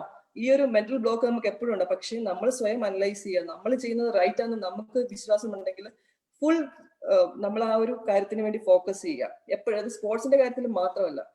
ഞാൻ എന്റെ സെക്കൻഡ് വേൾഡ് ചാമ്പ്യൻഷിപ്പ്, എല്ലാവർക്കും പാരീസ് വേൾഡ് ചാമ്പ്യൻഷിപ്പിന് ഞാൻ ബ്രോൺസ് കിട്ടിയത് എല്ലാവർക്കും അറിയാം. പക്ഷെ സെക്കൻഡ് വേൾഡ് ചാമ്പ്യൻഷിപ്പ് ഹെൽസിങ്കിയിൽ ഞാൻ 4th ആയിട്ടാണ് ഫിനിഷ് ചെയ്തത്. ജസ്റ്റ് 2 സെന്റിമീറ്റർ ആണ് എന്റെ സെക്കൻഡ് വേൾഡ് ചാമ്പ്യൻഷിപ്പ് മെഡൽ പോയത്. അത് പലരും ഓർക്കുന്നു കൂടി ഉണ്ടാവില്ല. ആ ഒരു കോമ്പറ്റീഷന് മുമ്പ് ഞാൻ ഇന്ത്യയിൽ ചെയ്തത് 609 ആണ്. 609, ജസ്റ്റ് 609. അന്ന് പലരും ചോദിച്ചു എന്തിനാണ് അഞ്ജുവിനെ വേൾഡ് ചാമ്പ്യൻഷിപ്പിന് വിടുന്നത്, അഞ്ജു ഇത്രയും മോശം സിറ്റുവേഷൻ ആണ്. പക്ഷെ വിതിൻ 1 month ഞാൻ വേൾഡ് നമ്പർ 4th ആയിട്ട് ഫിനിഷ് ചെയ്തു. ജസ്റ്റ് 2 സെന്റിമീറ്ററിനാണ് എന്റെ മെഡൽ അന്ന് മിസ്സായത്. ആ ഒരു എന്താ പറയാ നമ്മുടെ ഇന്നർ ഫയർ എന്ന് പറയും, ഞാൻ അതിനെ അങ്ങനെ പറയുന്നത്. ഇന്നർ ഫയർ, നമുക്ക് ആ ഇന്നർ ഫയർ നമ്മളിൽ ഉണ്ടെങ്കിൽ നമ്മൾ ആരും പറയുന്നത് നമ്മൾ എന്താ പറയാ നമ്മൾ കേൾക്കേണ്ട കാര്യമില്ല. നമ്മളുടെ എബിലിറ്റിയിൽ നമ്മൾക്ക് കഴിവുണ്ടെങ്കിൽ നമ്മൾക്ക് എന്താ പറയാ വേൾഡ് മൊത്തം നമ്മളുടെ കൂടെ നിൽക്കും എന്ന് പറയാം. അല്ല നമ്മൾ അച്ചീവ് ചെയ്യും, നമുക്ക് ആ ഒരു നമ്മൾ എന്താണോ വിചാരിക്കുന്നത്, അല്ല നമ്മൾ എന്താണോ എയിം ചെയ്യുന്നത് അവിടെ നമുക്ക് എത്താൻ പറ്റും. ആ ഒരു ഇന്നർ ഫയർ ഓരോരുത്തരും കണ്ടെത്തുക. ഞാൻ പറയുന്നത് നമ്മളിപ്പോ ഒളിമ്പിക്സിന് പോയി മെഡൽ എടുക്കണമെന്നോ വേൾഡ് ചാമ്പ്യൻഷിപ്പിന് പോയി മെഡൽ എടുക്കണമെന്നോ അല്ല പറയുന്നത്. നിങ്ങൾ ഏത് പൊസിഷനിലാണോ, നിങ്ങൾ എന്ത് ഫീൽഡിലാണോ ആ ഒരു ഫീൽഡില് നിങ്ങളുടെ മാക്സിമം എപ്പോഴും നമ്മുടെ മാക്സിമം അച്ചീവ് ചെയ്യാൻ വേണ്ടി ട്രൈ ചെയ്യുക. എന്താ പറയാ ലൂസായിട്ട് നമ്മൾ ഓക്കെ ഇന്ന് ഇത് മതി അല്ലെ ഇന്ന് ഇത്രയേ ഉള്ളൂ അല്ല, നമ്മളുടെ മാക്സിമം ഓരോ ദിവസത്തെ ടാർഗറ്റ് അച്ചീവ് ചെയ്യുക. അതായത് ഇന്ന് ഞാൻ ഇത്രയും ചെയ്യാൻ ഉദ്ദേശിക്കുന്നുണ്ടെങ്കിൽ നമ്മൾ അത്രയും തന്നെ പറ്റിയില്ലെങ്കിലും അതിൽ കുറച്ചെങ്കിലും അച്ചീവ് ചെയ്യാൻ ശ്രമിക്കുക, നമ്മുടെ മാക്സിമം ട്രൈ ചെയ്യുക. ഓരോ ഡേ ബൈ ഡേ നമ്മൾ എന്താണോ എയിം ചെയ്യുന്നത് അവിടേക്ക് എത്തും. അതായത് ഞാൻ ഇത്രയേ പറയാൻ ഉദ്ദേശിക്കുന്നുള്ളൂ, നമ്മുടെ ലൈഫിൽ നമുക്ക് ദൈവം തന്നിരിക്കുന്ന കഴിവ് നമ്മൾ മാക്സിമം യൂട്ടിലൈസ് ചെയ്യുക. ബാക്കിയുള്ളവർ എന്തും നമ്മളെ കുറിച്ച് പറഞ്ഞോട്ടെ, ലോകം എന്തും പറഞ്ഞോട്ടെ, പക്ഷെ നമ്മളുടെ കഴിവിൽ നമുക്ക് വിശ്വാസമുണ്ടെങ്കിൽ we will definitely reach that position. Thank you Anju. ഇത് വളരെ വണ്ടർഫുൾ ആയിട്ടുള്ള മറുപടിക്ക് നന്ദി. ഇതിപ്പോ കണ്ടുകൊണ്ടിരിക്കുന്ന നമ്മുടെ സൂമിൽ ഒരുപാട് ചോദ്യങ്ങൾ വരുന്നുണ്ട് ഓൾറെഡി. ഇത് ഫേസ്ബുക്കിലും യൂട്യൂബിലും ഇൻസ്റ്റയിലും സ്ട്രീമിംഗ് ഉണ്ട്, ലൈവ് സ്ട്രീമിംഗ് നടക്കുകയാണ്. അപ്പോൾ അവിടെയും ചോദ്യങ്ങളുള്ളവർക്ക് അതിനകത്ത് പോസ്റ്റ് ചെയ്യാം. നമ്മൾ കിട്ടുന്ന സമയത്തിന്റെ അവൈലബിലിറ്റി അനുസരിച്ച് നമ്മൾ പാനലിസ്റ്റുകളോട് ആ ചോദ്യങ്ങൾ ചോദിക്കുന്നതായിരിക്കും. ശ്രീജേഷ്, ഇപ്പൊ മഞ്ജു പറഞ്ഞു നിർത്തിയിട്ട് നമ്മൾ തുടങ്ങുകയാണെങ്കിൽ ശ്രീജേഷ് ഹോക്കിയിലേക്ക് എത്തുന്നത് ഒരു ലോങ് ജേർണിയാണ്. അപ്പൊ നമ്മുടെ ഉള്ള കഴിവുകൾ ഒരു ഭൂരിപക്ഷം പേരും ആൾക്കാരെ തിരിച്ചറിയുകയോ അതിനെ പരിപോഷിപ്പിക്കുകയോ ചെയ്യാറില്ല. അപ്പം എന്താണ് അതിനൊരു ബ്ലോക്ക് വരുന്നത്? എന്താണ് നമ്മളിപ്പോ ഈ ടാലന്റ് സ്പോട്ട് ചെയ്യുന്നതിലുള്ള ബുദ്ധിമുട്ടാണോ? അതെങ്ങനെ നമുക്ക് മാറ്റിയെടുക്കാൻ പറ്റും? കാര്യം ശ്രീജേഷ് ഹോക്കിയിൽ എത്തുന്നതിന് വരെയുള്ള യാത്രയും അതിലൂടെ കടന്നുപോയാൽ ചിലപ്പം അതിനെ ഒരു ഉത്തരം കണ്ടെത്താൻ പറ്റുമായിരിക്കും. ശരിക്കും നമുക്കുള്ള പ്രശ്നം നമ്മള് അന്യന്റെ പാത്രത്തിലേക്ക് നോക്കുന്നതുകൊണ്ടാണ് എല്ലാ പ്രശ്നത്തിനും കാരണം. കാരണം നമുക്ക് എപ്പോഴും വേറൊരാൾ എന്താണ് ചെയ്യുന്നത്, അല്ലെങ്കിൽ വേറൊരാൾ എന്തിനാണ് പരിപോഷിക്കുന്നത്, അല്ലെങ്കിൽ അയാൾ ഇപ്പൊ സത്യം പറഞ്ഞാൽ നമ്മളൊരു ഉടുപ്പിട്ടിട്ട് തൊട്ടടുത്തിരിക്കുന്ന വേറൊരു ഉടുപ്പിടുമ്പോൾ അയ്യോ ആ ഉടുപ്പായിരുന്നല്ലോ കുറച്ചുകൂടെ നല്ലത് എന്നൊരു ചിന്താഗതി ഉണ്ടാവും. അതുപോലെയാണ് സ്പോർട്സ് ചെയ്യുന്നവർക്കെന്നാണ് എനിക്ക് തോന്നുന്നത്. ഇപ്പം എന്നെ സംബന്ധിച്ചിടത്തോളം ഞാൻ ആദ്യമേ പറഞ്ഞല്ലോ, കേരളത്തില് ഹോക്കി അധികം ഫേമസ് അല്ല. അപ്പൊ ഞാൻ ജീവരാജ സ്പോർട്സ് സ്കൂളിൽ ജോയിൻ ചെയ്ത് 2000 ആദ്യമായിട്ട് ജീവരാജ് സ്പോർട്സ് സ്കൂളിൽ ജോയിൻ ചെയ്തപ്പോൾ ഞാൻ ഒരു അത്ലറ്റ് ആയിരുന്നു. അത്ലറ്റില് ഷോർട്ട് പുട്ട് എറിഞ്ഞുകൊണ്ടിരുന്ന ഒരു പ്ലെയർ ആയിരുന്നു. അപ്പൊ അവിടെ നിന്നും ഒരു 3-4 മാസത്തെ ട്രെയിനിങ് കഴിഞ്ഞിട്ട് നമുക്ക് ഓരോ ഗെയിംസ് ചൂസ് ചെയ്യാം. അപ്പം വോളിബോൾ ട്രൈ ചെയ്തു, ബാസ്കറ്റ് ബോൾ ട്രൈ ചെയ്തു. അപ്പം ഇവിടെ എല്ലായിടത്തും നല്ല നല്ല പ്ലേയേഴ്സാണ് ഉള്ളത്. അതായത് വോളിബോൾ കളിച്ചുകൊണ്ടിരുന്ന പ്ലേയേഴ്സ്, അല്ലെങ്കിൽ ബാസ്കറ്റ് ബോൾ കളിച്ചുകൊണ്ടിരുന്ന പ്ലേയേഴ്സ്, അതുപോലെ ഫുട്ബോൾ കളിച്ചുകൊണ്ടിരുന്ന പ്ലേയേഴ്സ് ആണ് അവിടെ എല്ലാം ജോയിൻ ചെയ്തത്. അപ്പൊ എനിക്ക് മാത്രം ഒരു ഫുട്ബോളിന്റെ അല്ലെങ്കിൽ ഈ ഒരു ഗെയിംസിന്റെ ഒന്നിന്റെ ബാക്ക്ഗ്രൗണ്ട് ഇല്ല. അങ്ങനെയാണ് ഹോക്കി ഗ്രൗണ്ടിനകത്ത് ഇടയ്ക്ക് ഒരു ക്വസ്റ്റ്യൻ വന്നായിരുന്നത് ഞാൻ ഇങ്ങനെ ഹോക്കി തിരഞ്ഞെടുത്തതെന്ന്. അപ്പൊ അങ്ങനെയാണ് ഹോക്കി ഗ്രൗണ്ടിൽ ഒത്തിരി കുട്ടികൾ ബേസിക്സ് പഠിക്കുന്നത് കണ്ടാണ് ഞാൻ ഹോക്കിയിലേക്ക് മാറിയത്, ഹോക്കി ഗ്രൗണ്ടിലേക്ക് ചെന്നതും ഹോക്കി തുടങ്ങാൻ മെയിൻ ആയിട്ടുള്ള കാരണം അതാണ്.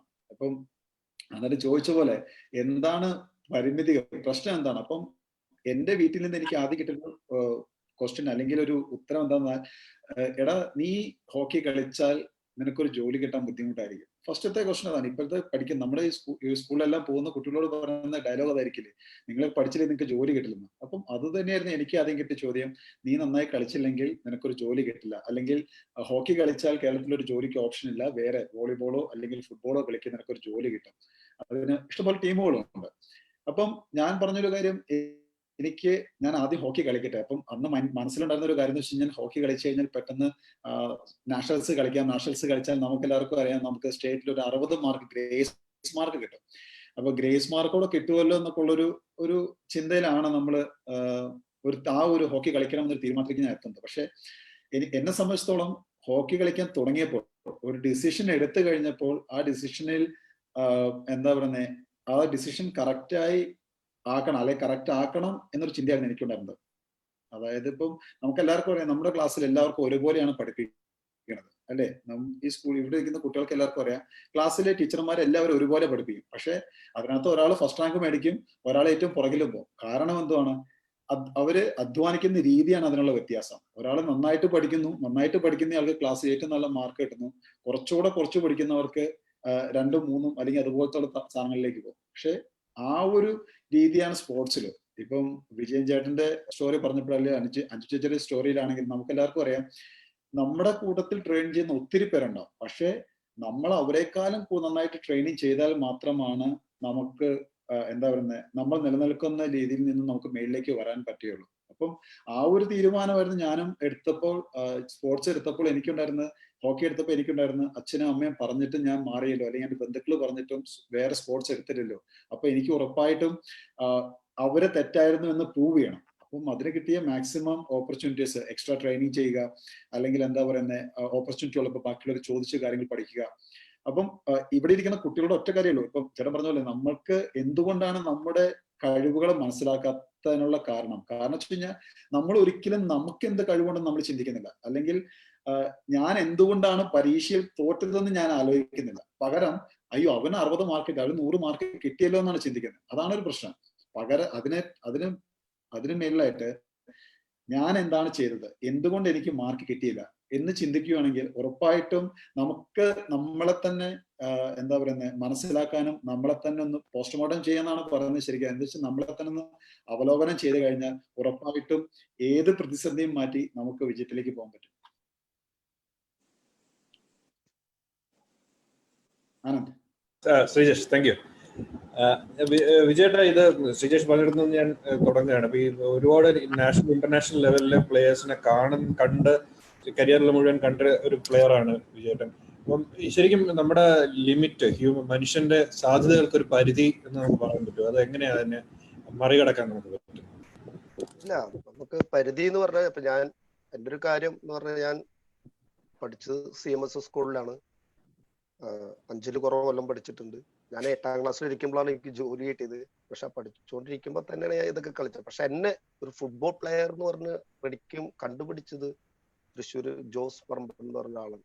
കാരണം എന്റെ ശ്രീജേഷ് ഞാൻ വിജയൻ സാറോട് അന്നേ പറഞ്ഞു, സാറേ നമ്മള് എങ്ങനെ വന്നത് എന്നുള്ളതാണ് പിള്ളേർക്ക് അറിയേണ്ടത്. ഇപ്പൊ ഞാനോ ശ്രീജിത്തോ അഞ്ജു ബോബി ജോർജോ ഗോൾഡൻ ടീസ്പൂണിൽ ജനിച്ചവരല്ല.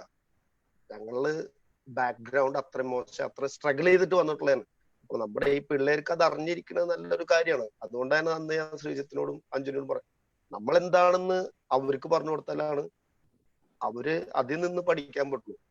അപ്പൊ ഞാൻ അത് തൃശ്ശൂർ അങ്ങനത്തെ ഒരു സ്ഥലത്ത് ജനിച്ചു. അത് ജോസ് പറമ്പൻ ആള് കണ്ട കാരനാണ് എന്നെ 3 ഇയറിന്റെ ക്യാമ്പിൽ കൊണ്ട് സ്പോർട്സ് കൗൺസിൽ. പക്ഷെ അവിടെ നിന്നാണ് ഞാൻ വന്നത്.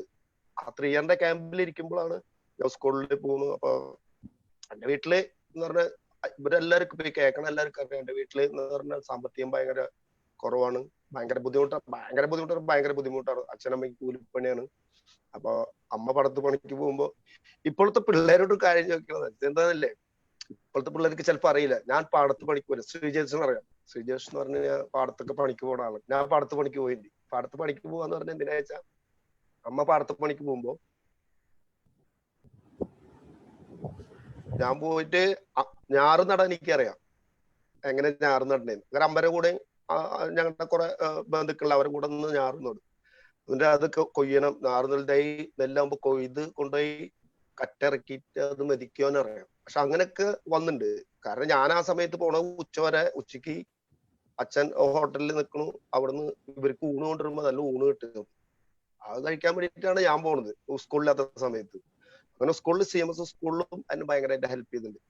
എന്നെ ഒരാളായിട്ട് IM വിജയൻ ആക്കിയതല്ല, എന്നെ കുറെ പേര് സപ്പോർട്ട് ചെയ്തിട്ടാണ് ഞാനൊരു IM വിജയനായി. പെട്ടെന്നൊരു IM വിജയനോ അല്ലെങ്കിൽ ഒരു അഞ്ജു ബോബി ജോർജോ ഒരു ശ്രീജേഷ് ആവണല്ല, കുറെ പേര് സപ്പോർട്ട് ചെയ്തിട്ടാണ്, കുറെ പേര് ഹെൽപ്പ് ചെയ്തിട്ടാണ് ആയത്. അപ്പൊ എന്റെ ഇതെന്ന് പറഞ്ഞാൽ ഞാൻ ഇതിങ്ങനെ വന്നു നേരെ സ്പോർട്സ് കൗൺസിൽ കഴിഞ്ഞിട്ട് പോയത് പോലീസിന്റെ കാര്യം ഞാൻ പറഞ്ഞു. പോലീസിൽ പോയിട്ട് ഞാൻ ഒരു 17 വയസ്സ് ചെല്ലുമ്പോ അവിടുന്ന് ശ്രീധർ സാർ എന്ന് പറഞ്ഞ കോച്ച്, പിന്നെ ഞാൻ കളിക്കണത് പ്രാക്ടീസ് അത്ര ലെജൻസിന്റെ കൂടെയാണ് എനിക്ക് കിട്ടിയൊരു ഓപ്പർച്യൂണിറ്റി. ശ്രീജിത്തൊക്കെ പറഞ്ഞ പോലെ ഒരു ഇന്ത്യൻ ക്യാമ്പില് ഭാഷ അറിയാണ്ട് ഞാനും കുറെ പോയിട്ടുള്ളതാണ്. എനിക്ക് ഹിന്ദി എന്ന് പറഞ്ഞ കാര്യം അറിയാം. ഞാൻ 8ാം ക്ലാസ് വരെ പഠിച്ചിട്ടുള്ളൂ. അതാമത്തെ ക്യാമ്പിൽ ഹിന്ദി എന്ന് പറഞ്ഞ സാധനം അറിയണ്ടായിരുന്നില്ല. പക്ഷെ അവരോട് നടന്നാണ് ഹിന്ദിയൊക്കെ പഠിച്ചത്. അപ്പൊ ആ പോലീസിന്റെ ലെജൻസിന്റെ കൂടെ പ്രാക്ടീസ് ചെയ്ത് അവരെ നിന്ന് കുറെ കണ്ടുപഠിച്ച് അവരെന്താ ചെയ്യണേ. എനിക്ക് ഏറ്റവും ഇഷ്ടം സത്യേട്ടൻ എന്ന് പറഞ്ഞ ഡിഫൻഡറിനെ എനിക്ക് ഡ്രിബിൾ ചെയ്ത് പോകാൻ പറ്റുന്നുണ്ടെങ്കിൽ പഠിച്ചു കഴിഞ്ഞാൽ എനിക്ക് ഇന്ത്യയിൽ ഏത് ഡിഫൻസിന്റെ അടുത്തും കളിക്കാനുള്ള ഒരു വാശി എന്ന് പറഞ്ഞാൽ എന്റെ സത്യേട്ടന്റെ അടുത്തോ അല്ലെ എന്റെ ഷഫ് സാറിന്റെ അടുത്തോ അല്ലെ കുര്യേഷ് മാത്തിന്റെ അടുത്ത പോലത്തെ ഡിഫൻസിനെ അവരെക്കാളും മറ്റുള്ള ഡിഫൻസിനേക്കാളും നല്ല ഡിഫൻസ് ആണ് ഇവര്. അപ്പൊ എനിക്ക് ആ കളിക്കാനുള്ളൊരു മറ്റോ ടൂർണമെന്റ് കളിക്കാൻ എനിക്ക് ഭയങ്കര ഈസിയാണ്.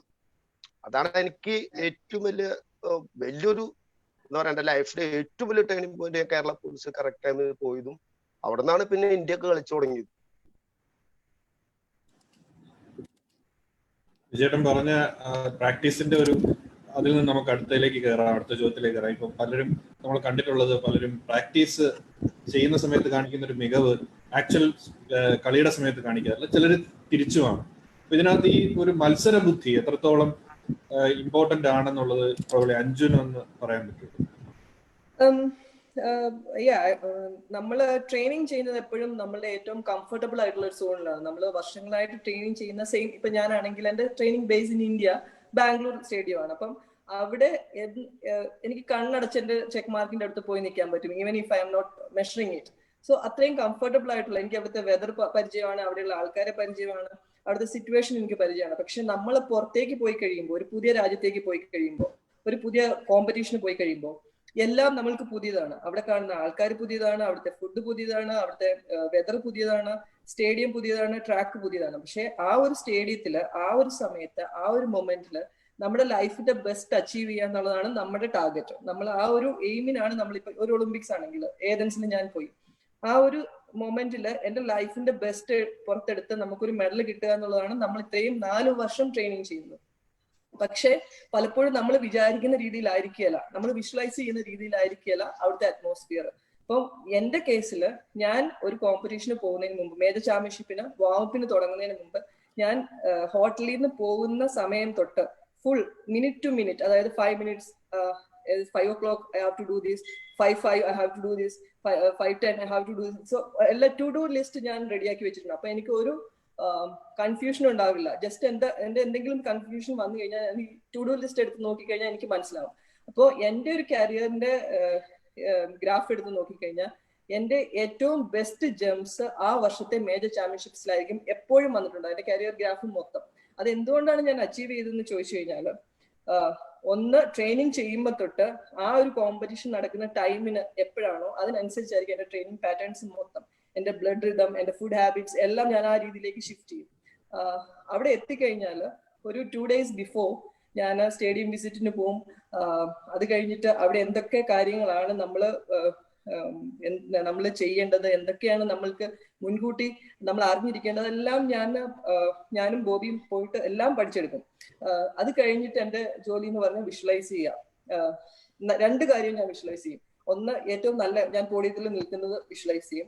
രണ്ടാമത്, ഒന്നും കിട്ടാതെ തിരിച്ചു വരുന്നത് വിഷ്വലൈസ് ചെയ്യും. ഈ 2 കാര്യങ്ങളും ഞാൻ വിഷ്വലൈസ് ചെയ്യും. കാരണം സ്പോർട്സ് എന്ന് പറയുന്ന അൺസർട്ടൻ, നമുക്ക് ഒരിക്കലും ഒളിമ്പിക്സിന് ഞാൻ മെഡൽ കിട്ടി, ഞാൻ ഉസൈൻ ബോൾട്ട് അല്ല അങ്ങനെ പറയാം. എനിക്ക് ഉറപ്പായിട്ട് ഗോൾഡ് എന്ന് പറയാൻ, അല്ലെങ്കിൽ മെഡൽ എന്ന് പറയാൻ ഞാൻ ഉസൈൻ ബോൾട്ട് അല്ല. ഞാനൊരു വേൾഡ് ബെസ്റ്റിൽ ഞാൻ അന്നത്തെ ഇതിൽ 4th നിൽക്കുന്ന ഒരു അത്ലറ്റ് ആണ്. അപ്പൊ എനിക്ക് അത്രയും വിഷ്വലൈസ് ചെയ്യാം. ഒരു സ്പോർട്ട് മുകളിലേക്ക് കയറി എനിക്ക് മെഡൽ കിട്ടും, ആ ഒരു രീതിയിൽ എനിക്ക് വിഷ്വലൈസ് ചെയ്യാൻ പറ്റുള്ളൂ.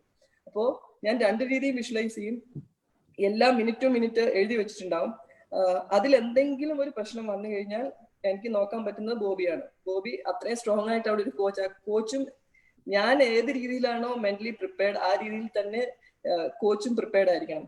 ബോബിയുടെ റോൾ എന്ന് പറഞ്ഞു കഴിഞ്ഞാൽ ഒരാഴ്ച മുമ്പേ അവിടെ ബാക്കിയുള്ള രാജ്യങ്ങളിലെ അത്ലറ്റ്സ്, എന്റെ കൂടെ കോമ്പീറ്റ് ചെയ്യുന്ന അത്ലറ്റ്സിനെ അവര് വാംപ് ചെയ്യുന്ന നോക്കുക, അവർ ജമ്പ് ചെയ്യുന്ന നോക്കുക, അവർ കോച്ചിന്റെ മൂവ്മെന്റ്സ് നോക്കുക, എല്ലാം ചെയ്ത് കഴിഞ്ഞിട്ട് ബോബി ഒരു അനലൈസ് ചെയ്യും. ലാസ്റ്റ് കോമ്പറ്റീഷൻ തലേദിവസം വന്നിട്ട് ഫുൾ ലിസ്റ്റ് എടുത്തിട്ട് അതിൽ നിന്ന് റൗണ്ട് ചെയ്ത് വെക്കും.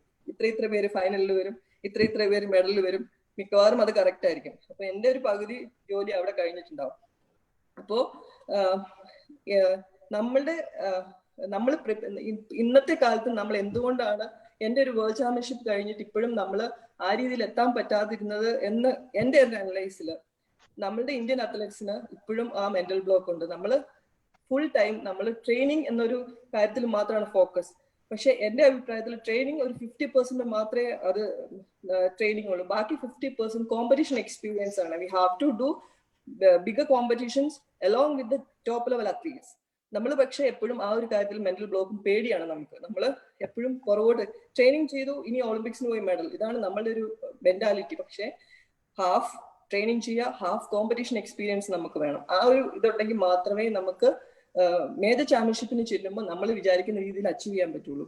ഒളിമ്പിക്സിന് ശരിക്കും പറഞ്ഞാൽ ഇന്ത്യ മൊത്തം അന്നത്തെ സമയത്ത് ഇന്ത്യയിൽ ഏറ്റവും കൂടുതൽ വ്യൂവേഴ്സ് ഉണ്ടായിരുന്ന ഒരു ഇവന്റ് ആയിരുന്നു long jump, Olympic long jump. പക്ഷെ അന്ന് എനിക്ക് അച്ചീവ് ചെയ്യാൻ പറ്റാതിരുന്നത് പലർക്കും ഇപ്പോഴും അറിയില്ല. ഞാൻ അവിടെ ചെന്നത് ഒരു 720 മീറ്റേഴ്സ് ജമ്പ് ചെയ്യാനുള്ള ഒരു ട്രെയിനിങ് ഇതിലാണ് ഞാൻ അവിടെ ചെന്നത്. പക്ഷെ അൺഫോർച്ചുനേറ്റ്ലി ഫസ്റ്റ് ഡേ ഞാൻ കോമ്പറ്റീഷന് ഞാൻ ഫസ്റ്റ് ആയിട്ട് ക്വാളിഫൈ ചെയ്തു. പക്ഷെ അത് കഴിഞ്ഞിട്ട് രാത്രി 10 മണിക്കാണ് എന്റെ കോമ്പറ്റീഷൻ കഴിഞ്ഞത്. അത് കഴിഞ്ഞിട്ട് എന്നെ ഡോക്ടേഴ്സിനെ വിളിച്ചിട്ട് പോയിട്ട് ഞാൻ next day 5 o'clock doctor test കഴിഞ്ഞിട്ട് ഗ്രൗണ്ടിൽ നിന്ന് പോകുന്നത്. ആ ഒരു സ്ട്രെച്ച് അത്രയും അവിടെ സ്പെൻഡ് ചെയ്യേണ്ട വന്നത് കാരണം നെക്സ്റ്റ് ഡേ മോർണിംഗ് എനിക്ക് ഭക്ഷണം കഴിക്കാനോ ഉറങ്ങാനോ ഒന്നും പറ്റില്ല. പക്ഷെ ഫൈനലിൽ വന്നപ്പോഴത്തേക്കിനും പനി പിടിച്ചു. എങ്കിലും ഞാൻ എന്റെ ബെസ്റ്റ് ചെയ്തു വന്നു. കാരണം ആ ഒരു എബിലിറ്റി അല്ലെങ്കിൽ ആ ഒരു ഇന്നർ ഫയർ, ഞാൻ സത്യം പറഞ്ഞ ഗ്രൗണ്ടിൽ എത്തിക്കഴിഞ്ഞപ്പോ എന്റെ തല ഇങ്ങനെ ഗിഡ്നസ് ഇങ്ങനെ കറങ്ങിക്കൊണ്ടിരിക്കുകയാണ്. എനിക്കൊന്നും കാണാൻ പറ്റില്ല, ബ്ലൈൻഡ് ആയിപ്പോയി. ആ 683 ചെയ്ത ജമ്പ് പോലും എനിക്കത് മനസ്സിലായില്ല ഞാൻ അത്രയും ജമ്പ് ചെയ്യുന്നത്. കാരണം ആ ഒരു എന്താ പറയാ പൊസിഷനിലായിരുന്നു ഞാൻ. പക്ഷെ അന്ന് എനിക്കത് ചെയ്തേ മതിയാവും. കാരണം ഞാൻ ഇന്ത്യ റെപ്രസെന്റ് ചെയ്ത് ഒളിമ്പിക്സിന് പോയതാണ്. ഇന്ത്യ മൊത്തം അന്നൊരു മെഡലിന് വേണ്ടി വെയിറ്റ് ചെയ്തിരിക്കുന്നു. ആ സമയത്ത് ഞാനവിടെ പുറകോട്ട് പോയി കഴിഞ്ഞാൽ, ഞാനല്ലേ ചെയ്യാണ്ട് മാറി നിന്ന് കഴിഞ്ഞാൽ അവസ്ഥ നമുക്ക് ഊഹിക്കാവുന്നതേ ഉള്ളൂ. അത് എനിക്ക് ചെയ്തേ മതിയാവൂ എന്നുള്ളൊരു ഫീലിംഗ് ഉണ്ടായിരുന്ന കാരണമാണ് ഞാൻ ആ ഒരു പൊസിഷനിൽ പോലും, അത്രയും ഹെൽത്ത് മോശമായിട്ട് പോലും ഞാൻ അത്രയും ഫൈറ്റ് ചെയ്ത ഒരു 5th പൊസിഷനിൽ എത്തിയത്. ആ ഒരു എന്താ പറയാ ഇന്നർ സ്ട്രെങ്തും ആ ഒരു എന്താ പറയാ കാര്യങ്ങൾ മുൻകൂട്ടി കാണാനുള്ള കഴിവും കോമ്പറ്റീഷൻ എക്സ്പീരിയൻസും ഒക്കെ ഉണ്ടെങ്കിൽ നമ്മൾക്ക് ട്രെയിനിങ് ചെയ്യുന്ന അതേപോലെ തന്നെ നമുക്ക് കോമ്പറ്റീഷന് പോയി അച്ചീവ് ചെയ്യാൻ പറ്റും.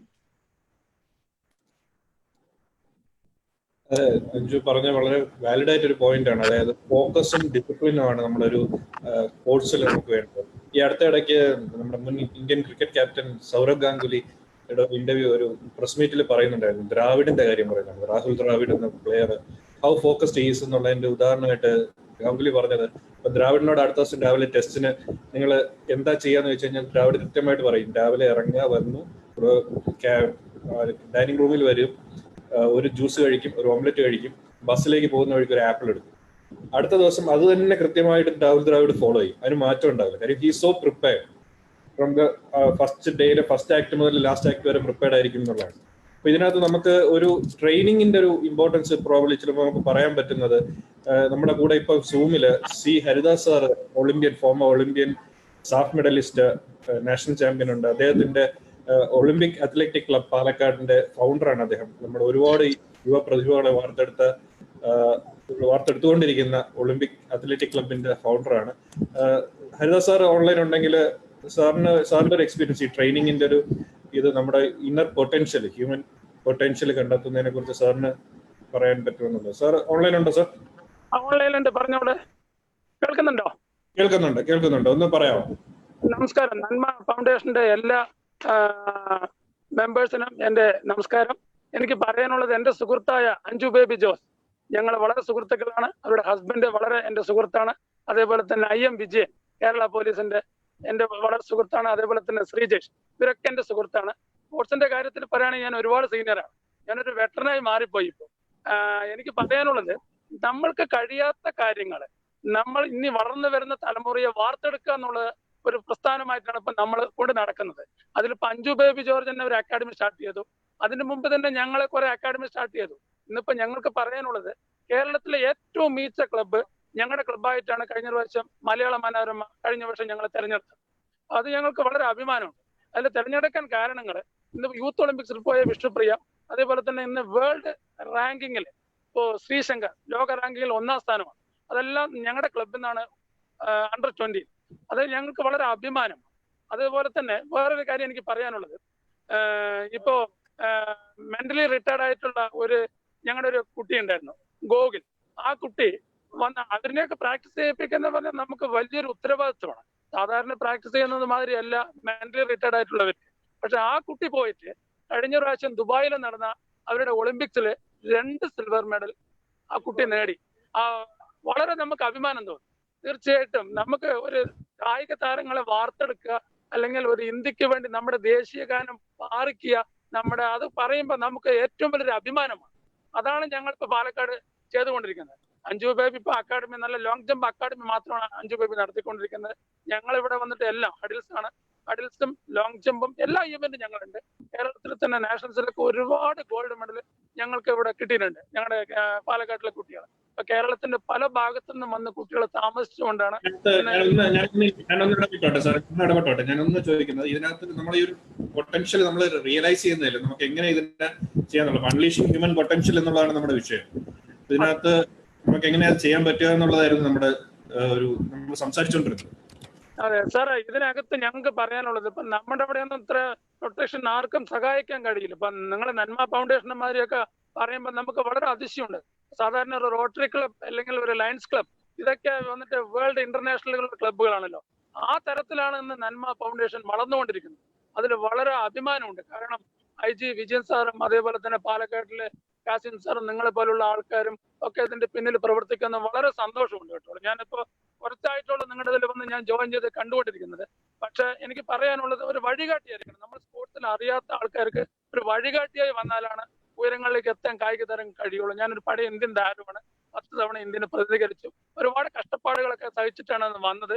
ഞാനൊരു കർഷകന്റെ മകനായിട്ടാണ് വളർന്നു വന്നത്. ഇപ്പൊ ഞാൻ റെയിൽവേസിൽ ചീഫ് ടിക്കറ്റ് ഇൻസ്പെക്ടറായിട്ട് ഞാൻ വർക്ക് ചെയ്യുന്നു. വളരെ എന്തായാലും സന്തോഷമുണ്ട് നന്മ ഫൗണ്ടേഷൻ എന്നെ ക്ഷണിച്ചതിൽ. Thank you. ഹരിദാസ് സാർ പറഞ്ഞിട്ട് ഞാൻ ബാക്കി കണ്ടിന്യൂ ചെയ്യാണ്. ഇപ്പൊ നമ്മുടെ ഒരു സ്വന്തം പരിമിതികൾ തിരിച്ചറിയാനും അതിനെ ഇവാലുവേറ്റ് ചെയ്തിട്ട് നമ്മളൊരു കംഫർട്ട് സോണിൽ നിന്ന് പുറത്തു കിടക്കുന്നതാണ് ഒരു പക്ഷേ ചിലപ്പോൾ നമ്മുടെ തന്നെ കഴിവുകൾ കണ്ടെത്താൻ ഏറ്റവും ഉപകരിക്കുന്നത്. വിജയേട്ട അതിനെ കുറിച്ച് പറയുമ്പോൾ നമ്മുടെ ഒരു സെൽഫ് ഇവാലുവേഷൻ എത്രത്തോളം എഫക്റ്റീവ് ആണ് സ്പോർട്സ് കാര്യത്തിൽ? വിജയന്റെ മൈക്ക് മ്യൂട്ടാണ്.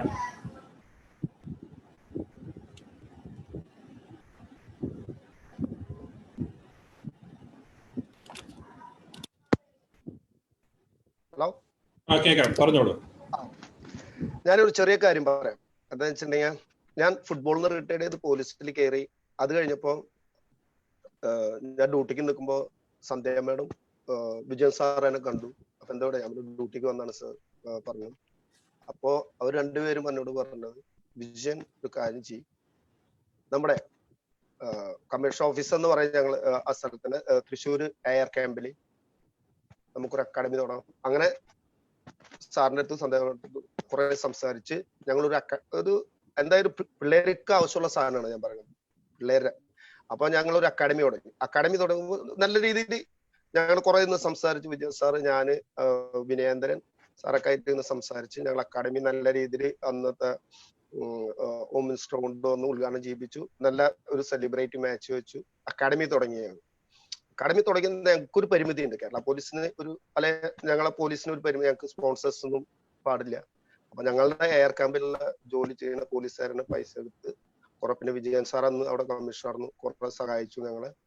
ഈ അക്കാഡമി ഞങ്ങളൊരു 5 കിലോമീറ്ററിന്റെ ഉള്ളിലുള്ളവരുടെ മാത്രം ചെറിയ പിള്ളേർക്ക് സൈക്കിളും വരാം, അങ്ങനെ തിരിച്ചു പോകും എന്നുള്ള രീതിയിലാണ് ഈ അക്കാഡമി തുടങ്ങിയത്. പക്ഷെ ഞങ്ങൾ മാസം ഒരു വട്ടം പാരന്റ്സ് മീറ്റിങ്ങിന് ഞങ്ങൾ പാരന്റ്സിനെ വിളിപ്പിക്കുക എല്ലാവരെയും കൊണ്ട്. അപ്പൊ വിജയൻ സാർ പറഞ്ഞ്, ഇതില് എനിക്ക് നിങ്ങൾ ഈ പ്രാക്ടീസ് കഴിഞ്ഞ് പോയിട്ട് അവിടെ ഇരുന്ന് പഠിച്ച് ഇത്രയും റിസൾട്ട് ഞങ്ങൾക്ക് കാണിച്ചോണ്ട്. പക്ഷെ അവര് പാരന്റ്സ് മീറ്റിംഗ് 1-2 വട്ടം കഴിഞ്ഞപ്പോ പാരന്റ്സ് ഞങ്ങളോട് പറയാണ്, ഞങ്ങൾക്ക് വലിയൊരു ഉപകാരമാണ് ചെയ്തത്. കാരണം ഞങ്ങളുടെ പിള്ളേര് ഈ പ്രാക്ടീസ് കഴിഞ്ഞ് വന്ന് നേരെ കുളിച്ചു, ഡ്രസ് മാറി, ഭക്ഷണം കഴിച്ചിരുന്നു പഠിക്കണം, ഭക്ഷണം കഴിക്കുന്ന മുന്നേ പഠിക്കണം. ആദ്യം ഇങ്ങനെ അല്ലായിരുന്നു അവരുടെ റൂട്ട് വേറെ ഇല്ലായിരുന്നു. കാരണം ഞങ്ങളുടെ ഏരിയ അങ്ങനത്തെ ഒരു ഏരിയയാണ്. ഇപ്പൊ ഈ പോലീസ് ക്യാമ്പിന്റെ അവിടെ അച്ചിട്ടോട്ട് ഒരു 4 കിലോമീറ്റർ ഉള്ളിലുള്ളത്. അത് വലിയൊരു അച്ചീവ്മെന്റ് ആണ് ഞങ്ങൾ അവിടെ. ഇപ്പൊ ഒരു 7-8 കൊല്ലായി. അതിൽ നിന്ന് ഞങ്ങൾക്ക് ഇപ്പോ കുറെ പ്ലേയേഴ്സ് സ്റ്റേറ്റ് കളിച്ചു, കുറെ പ്ലേയേഴ്സ് അങ്ങനെ സ്റ്റേറ്റ് വേറെ ടീമിലേക്ക് പോയി. പക്ഷെ അതിൽ നിന്ന് ഞങ്ങൾക്ക് ആ ക്യാമ്പിൽ നിന്ന് കിട്ടിയത് വലിയൊരു മാണിക്യമുത്തിന്. ഞങ്ങൾക്ക് ഒരു പ്ലെയറിനെ, ഇന്ത്യൻ പ്ലെയറിനെ, ഇപ്പോ അണ്ടർ-17 ഇന്ത്യൻ ടീമിൽ കറന്റിൽ കളിച്ചുകൊണ്ടിരിക്കുന്ന ഒരു പ്ലെയറിനെയാണ് ഞങ്ങൾക്ക് ആ അക്കാഡമിയിൽ നിന്ന് കിട്ടിയത്. പേരൻസ് ഒക്കെ ഇങ്ങനെ പറയുമ്പോൾ ഞങ്ങൾക്കൊരു മോട്ടിവേഷനാണ്. അതാണ് ഞാൻ ഈ പിള്ളേർക്ക് മനസ്സിലാക്കാൻ വേണ്ടി പറഞ്ഞത്. കാരണം ഞങ്ങൾ അത്രയും ചെറിയൊരു സ്ഥലത്ത് ഈ പേരൻസിന്റെ അത്രയും സപ്പോർട്ട് കൊണ്ടാണ് ഞങ്ങൾ ഇത് തുടങ്ങിയിട്ട് ഈ ഒരു അക്കാഡമി ഞങ്ങൾ ഇങ്ങനെ ആക്കിയത്. പക്ഷെ നമുക്ക് സ്വന്തമായിട്ട് ഇപ്പൊ IM വിജയന് സ്വന്തമായിട്ട് അക്കാഡമി തുടങ്ങിയവരെ ചോദിക്കാം. പക്ഷെ ഞാനൊരു അക്കാഡമി തുടങ്ങിയിട്ടായിരുന്നു. പക്ഷെ പിന്നെ ഈ പോലീസിൽ ജോലി കിട്ടിയ കാരണം ഞാൻ ബ്രേക്ക് ചെയ്തിട്ട് ഇപ്പൊ ഇങ്ങനെ പോലീസിന്റെ ഇതിലിങ്ങനെ പോകുന്നു. ഓക്കെ വിജയേട്ടാ, ഞാൻ തിരിച്ച് ശ്രീജേഷിലേക്ക് വരികയാണ്. അപ്പം ഒരു ക്യാപ്റ്റൻ എന്ന നിലയിലും ഗോളി എന്ന നിലയിലും ഇന്റർനാഷണൽ ലെവലിൽ തന്നെ ഇന്ത്യക്ക് വേണ്ടിയിട്ട് ഒരുപാട് കോൺട്രിബ്യൂഷൻ നൽകിയിട്ടുള്ള ശ്രീജേഷിന്, നമ്മൾ നേരത്തെ സംസാരിച്ച പോലെ നമ്മൾ ഒരു പ്ലെയറുടെ ഫോക്കസ്ഡ് ആയിട്ടുള്ള പ്ലെയറുടെ, ശ്രീജേഷ് നേരത്തെ പറഞ്ഞു ഇപ്പൊ അടുത്തുള്ള ആളുടെ നോക്കാതെ നമ്മുടെ തന്നെ കഴിവുകൾ നോക്കാതെ. പക്ഷെ അത് ഹോക്കി പോലൊരു ടീം സ്പോർട്ടല്ല. ഈ ഒരുപാട് പേരുടെ ഒരു 11 പ്ലേയേഴ്സിന്റെ ഡിഫറെന്റ് ആയിട്ടുള്ള ആറ്റിറ്റ്യൂഡ്സിനെ എങ്ങനെ ഒരുമിച്ച് കൊണ്ടുപോകാൻ പറ്റുന്നത്? ഒരു ക്യാപ്റ്റൻ എന്ന നിലയിൽ ശ്രീജേഷ് എങ്ങനെയാണ് ഹാൻഡിൽ ചെയ്തിരുന്നത് ഈ ഒരു കോൺട്രഡിക്ഷൻസിനെ എങ്ങനെ ഒരുമിച്ച് കൊണ്ടുവരുന്നത്? അതിന് മുന്നേ അഞ്ജു ചേച്ചി പറഞ്ഞ 2 കാര്യങ്ങൾ അതിനകത്ത് ഇൻവോൾവഡ് ആണ്. ഒന്ന് കംഫോർട്ട് സോൺ, 2 വിഷ്വലൈസേഷൻ. കാരണം വെച്ച് കഴിഞ്ഞാൽ നമുക്കറിയാം, നമ്മുടെ കയ്യില് 10 വിരലിലും 10 രീതിയിലിരിക്കുന്നത് അല്ലേ? പക്ഷെ ഇത് ഒന്നിച്ച് ചേർന്ന് കഴിഞ്ഞാൽ അത് എന്താ പറയുക, എത്രത്തോളം പവർഫുൾ ആകാൻ പറ്റും. അതേസമയം ഈ വിരലുകളുടെ സൈസും അതും വെച്ച് നോക്കുമ്പോഴത്തേക്കും പലതിനും പല ഉപകാരങ്ങളാണുള്ളത്. അതുപോലെയാണ് സ്പോർട്സിൽ, അതായത് ടീമിൽ വരുമ്പോൾ, അതായത് ഈ ഓരോരുത്തർക്കുള്ള കഴിവുകൾ ഏത് രീതിയിലായിരിക്കാം, അവർക്ക് എന്തൊക്കെ ഇൻഫീരിയോറിറ്റി കോംപ്ലക്സ് ഉണ്ടാകാം, അല്ലെങ്കിൽ അവരുടെ ചിന്താഗതികൾ. ഇപ്പം ആദ്യത്തെ ടോപ്പിക്ക് തന്നെ കറക്റ്റ്, ഇതിനു മുമ്പിലത്തെ ടോപ്പിക്കിന് അത് തന്നെയായിരുന്നു. ഒരു പ്രാക്ടീസിനെ നന്നായി ചെയ്യുന്ന ഒരാള് മാച്ചിൽ വരുമ്പോൾ എന്തുകൊണ്ട് കളിക്കാൻ പറ്റുന്നില്ല. അപ്പം ഇങ്ങനെയുള്ള സിറ്റുവേഷൻ ആസ് എ ടീം ഞങ്ങൾ ഒത്തിരി ഫേസ് ചെയ്യുന്ന ഒരു കാര്യമാണ്. അപ്പൊ നമുക്ക് ഏറ്റവും അധികം വേണ്ടത് ഒരു ഈസി കമ്മ്യൂണിക്കേഷൻ. അതായത് എന്ത് പ്രശ്നമുണ്ടെങ്കിലും ഒരു പ്ലെയറിന് ടീം ക്യാപ്റ്റനോടോ അല്ലെങ്കിൽ സീനിയർ മോസ്റ്റ് ആയിട്ടുള്ള ഏത് പ്ലെയറിനോട് വന്ന് സംസാരിക്കാനുള്ള ഒരു സാഹചര്യം ഒരുക്കി കൊടുക്കുക. നമ്മൾ സ്കൂളിൽ കുട്ടികളോട് പറയാറില്ലേ, ടീച്ചറോട് വന്ന് എന്ത് വേണമെങ്കിൽ ചോദിച്ചോളാം. അതുപോലത്തെ ഒരു സാഹചര്യം ഒരുക്കി കൊടുക്കുക. 2, നമ്മൾ കളിക്കുന്ന സമയത്ത് അല്ലെങ്കിൽ പ്രാക്ടീസ് ചെയ്യുന്ന സമയത്ത് തന്നെ കളികളിൽ എന്താണ് ചെയ്യാൻ ആഗ്രഹിക്കുന്നത് എന്നുള്ള കാര്യങ്ങളെ കുറിച്ച് നമ്മൾ വിശദമായിട്ട് അവർക്ക് പറഞ്ഞു കൊടുക്കുക. കാരണം വെച്ച് കഴിഞ്ഞാൽ ഞാൻ പറയാം, ഞാൻ ഒത്തിരി ഒച്ചയെടുക്കുന്ന ഒരു വ്യക്തിയാണ്. കളിക്കുന്ന സമയത്ത് ഒത്തിരി ഒച്ചയെടുത്താണ്.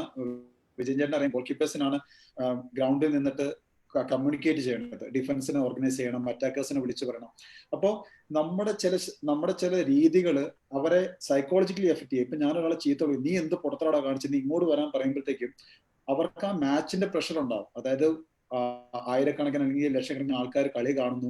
അതേ സമയത്ത് തന്നെ കോച്ചസിന്റെ പ്രതീക്ഷകൾ വേറെ ആയിരിക്കാം, അസോസിയേഷന്റെ പ്രതീക്ഷകൾ, മീഡിയ കളി കാണുന്നു. അപ്പോൾ ആ ഒരു പ്രഷർ, അതാണ് ആദ്യത്തെ ടോക്ക് അജി ചേച്ചി പറഞ്ഞത് വരുന്നത്. കാരണം ഞാൻ കംഫോർട്ട് സോണിൽ നിന്നും മാറി, നമ്മൾ സ്വസ്ഥമായിട്ട് ഇരിക്കുന്നിടത്തു നിന്നും മാറി നമ്മൾ പ്രഷർ കുക്കറിനകത്ത് ഇരിക്കുന്ന ഒരു അവസ്ഥയാണ് ഓൺ ദ ഫീൽഡിൽ കളിക്കാൻ നിൽക്കുമ്പോൾ. അതായത് 1000-10,000 ആളുകൾ കളി കാണുമ്പോൾ നടുക്ക് നിൽക്കുന്ന വ്യക്തിക്കുണ്ടാകുന്ന ഒരു വികാരമാണത്. അപ്പം ആ സമയത്ത് നമ്മൾ അവർക്ക് എത്രത്തോളം കംഫോർട്ട് സോണിൽ വെക്കാൻ പറ്റും. നമ്മൾ അവർക്ക് പോട്ടെ കുഴപ്പമില്ല, അല്ലെങ്കിൽ ഒരു നല്ലൊരു പാസ് ചെയ്ത് കഴിയുമ്പോഴത്തേക്കും വെരി ഗുഡ്, അപ്പം അവർക്ക് ഓട്ടോമാറ്റിക്കലി ഒരു മോട്ടിവേഷൻ ആണത്.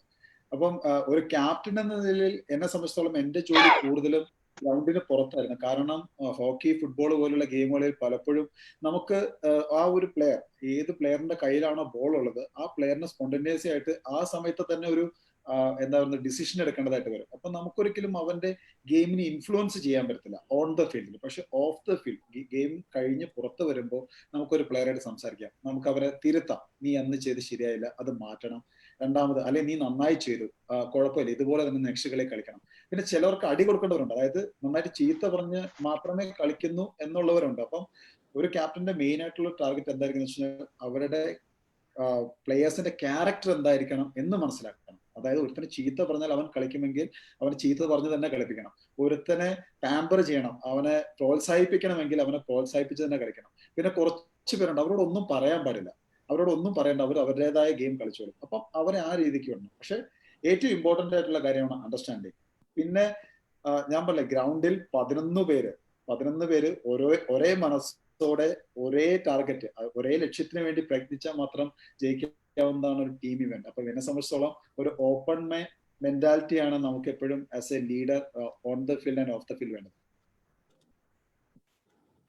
ശ്രീജേഷ്, എനിക്ക് നമ്മളിപ്പം നമ്മൾ പറഞ്ഞുകൊണ്ടിരിക്കുന്ന ടീം സ്പിരിറ്റിനും ഇന്ത്യയുടെ സ്പോർട്സ് അവസ്ഥയെ കുറിച്ചും പറയും. പക്ഷെ നമ്മളിപ്പോൾ കടന്നു പോകുന്നത് ഏറ്റവും സ്ട്രെസ്ഫുൾ ആയിട്ടുള്ള കോവിഡ് കാലത്തിലൂടെ കടന്നു പോകണം. അപ്പൊ ഈ കോവിഡിന് ശേഷം ഇന്ത്യക്ക് ഒരുപക്ഷെ ലോക സ്പോർട്സ് രംഗത്ത് മുന്നിലേക്ക് വരണമെങ്കിൽ ഒരുപാട് ദൂരം പോകാനുണ്ട്. നമ്മൾ വന്നിരുന്നിടത്തു നിന്നും പിന്നെയും ഒരുപാട് ദൂരം പോകാനുണ്ട്.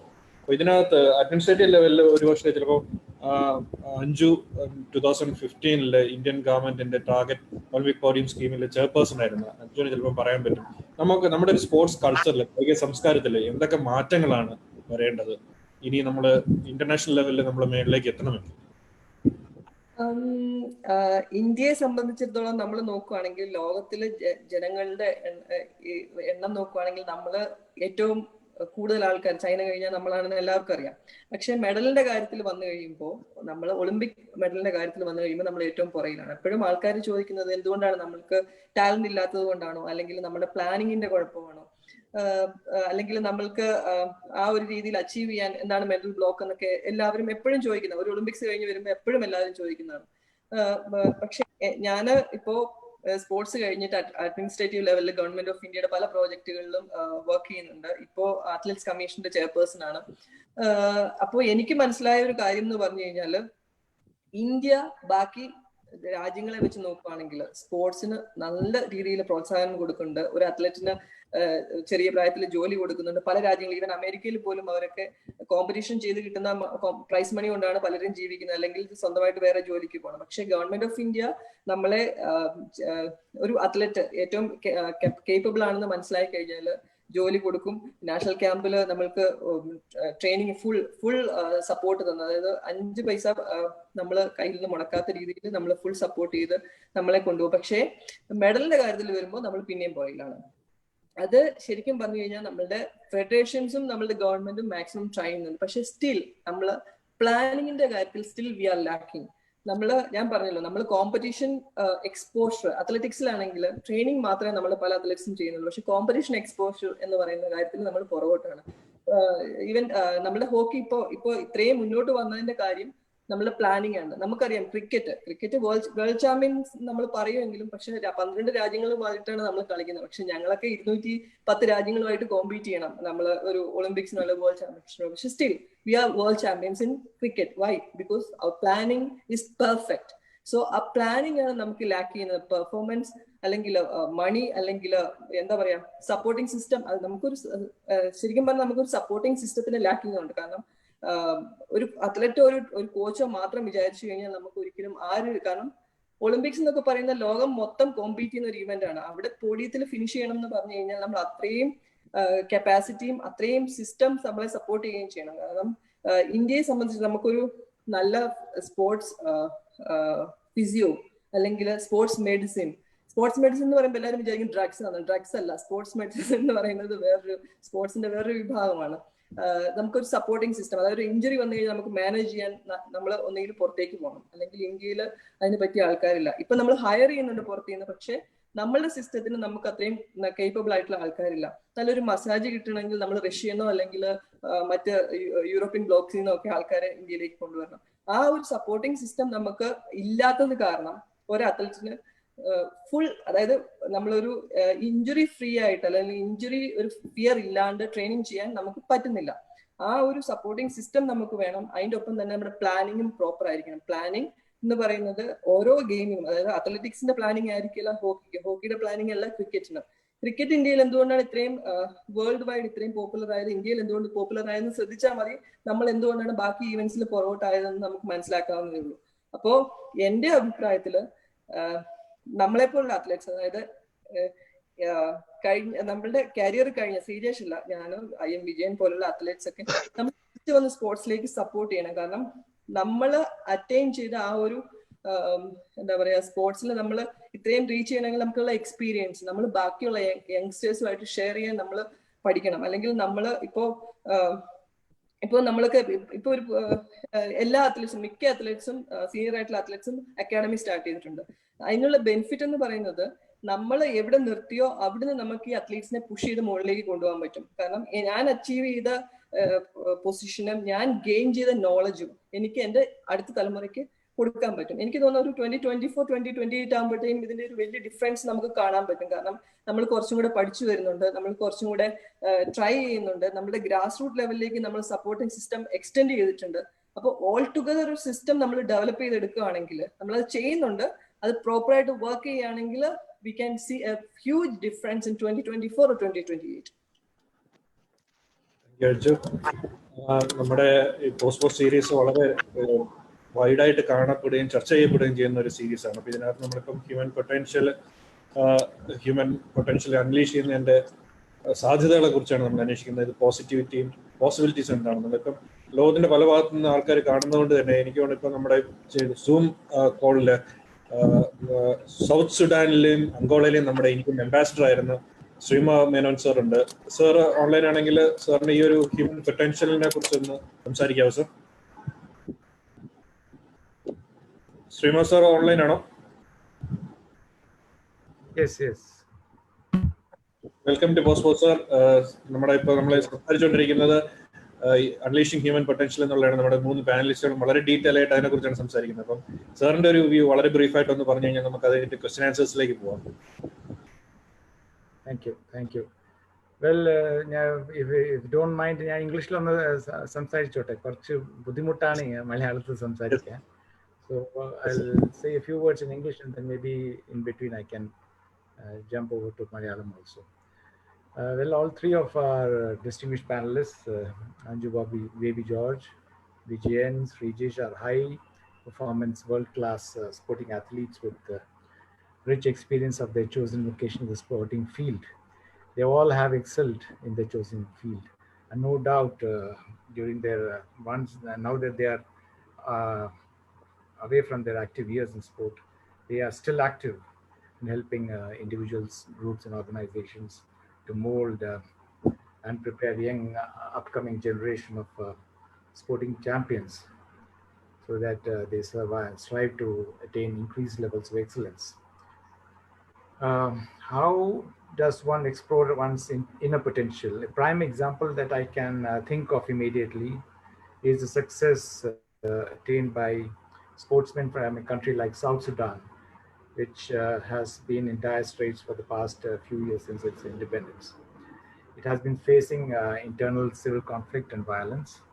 But South Sudanese as an ethnic group, they are well endowed with a light body and are very tall as 6 feet and a half to maybe even in some cases 7 feet in height. So you can see that many South Sudanese have excelled in basketball and have made big contributions in the US as professionals and part of NBA teams. So given the fact that South Sudan as a country is being seen by many people around the world as a failed state after independence, this country has produced basketball champions who are excelling in the United States as part of NBA teams.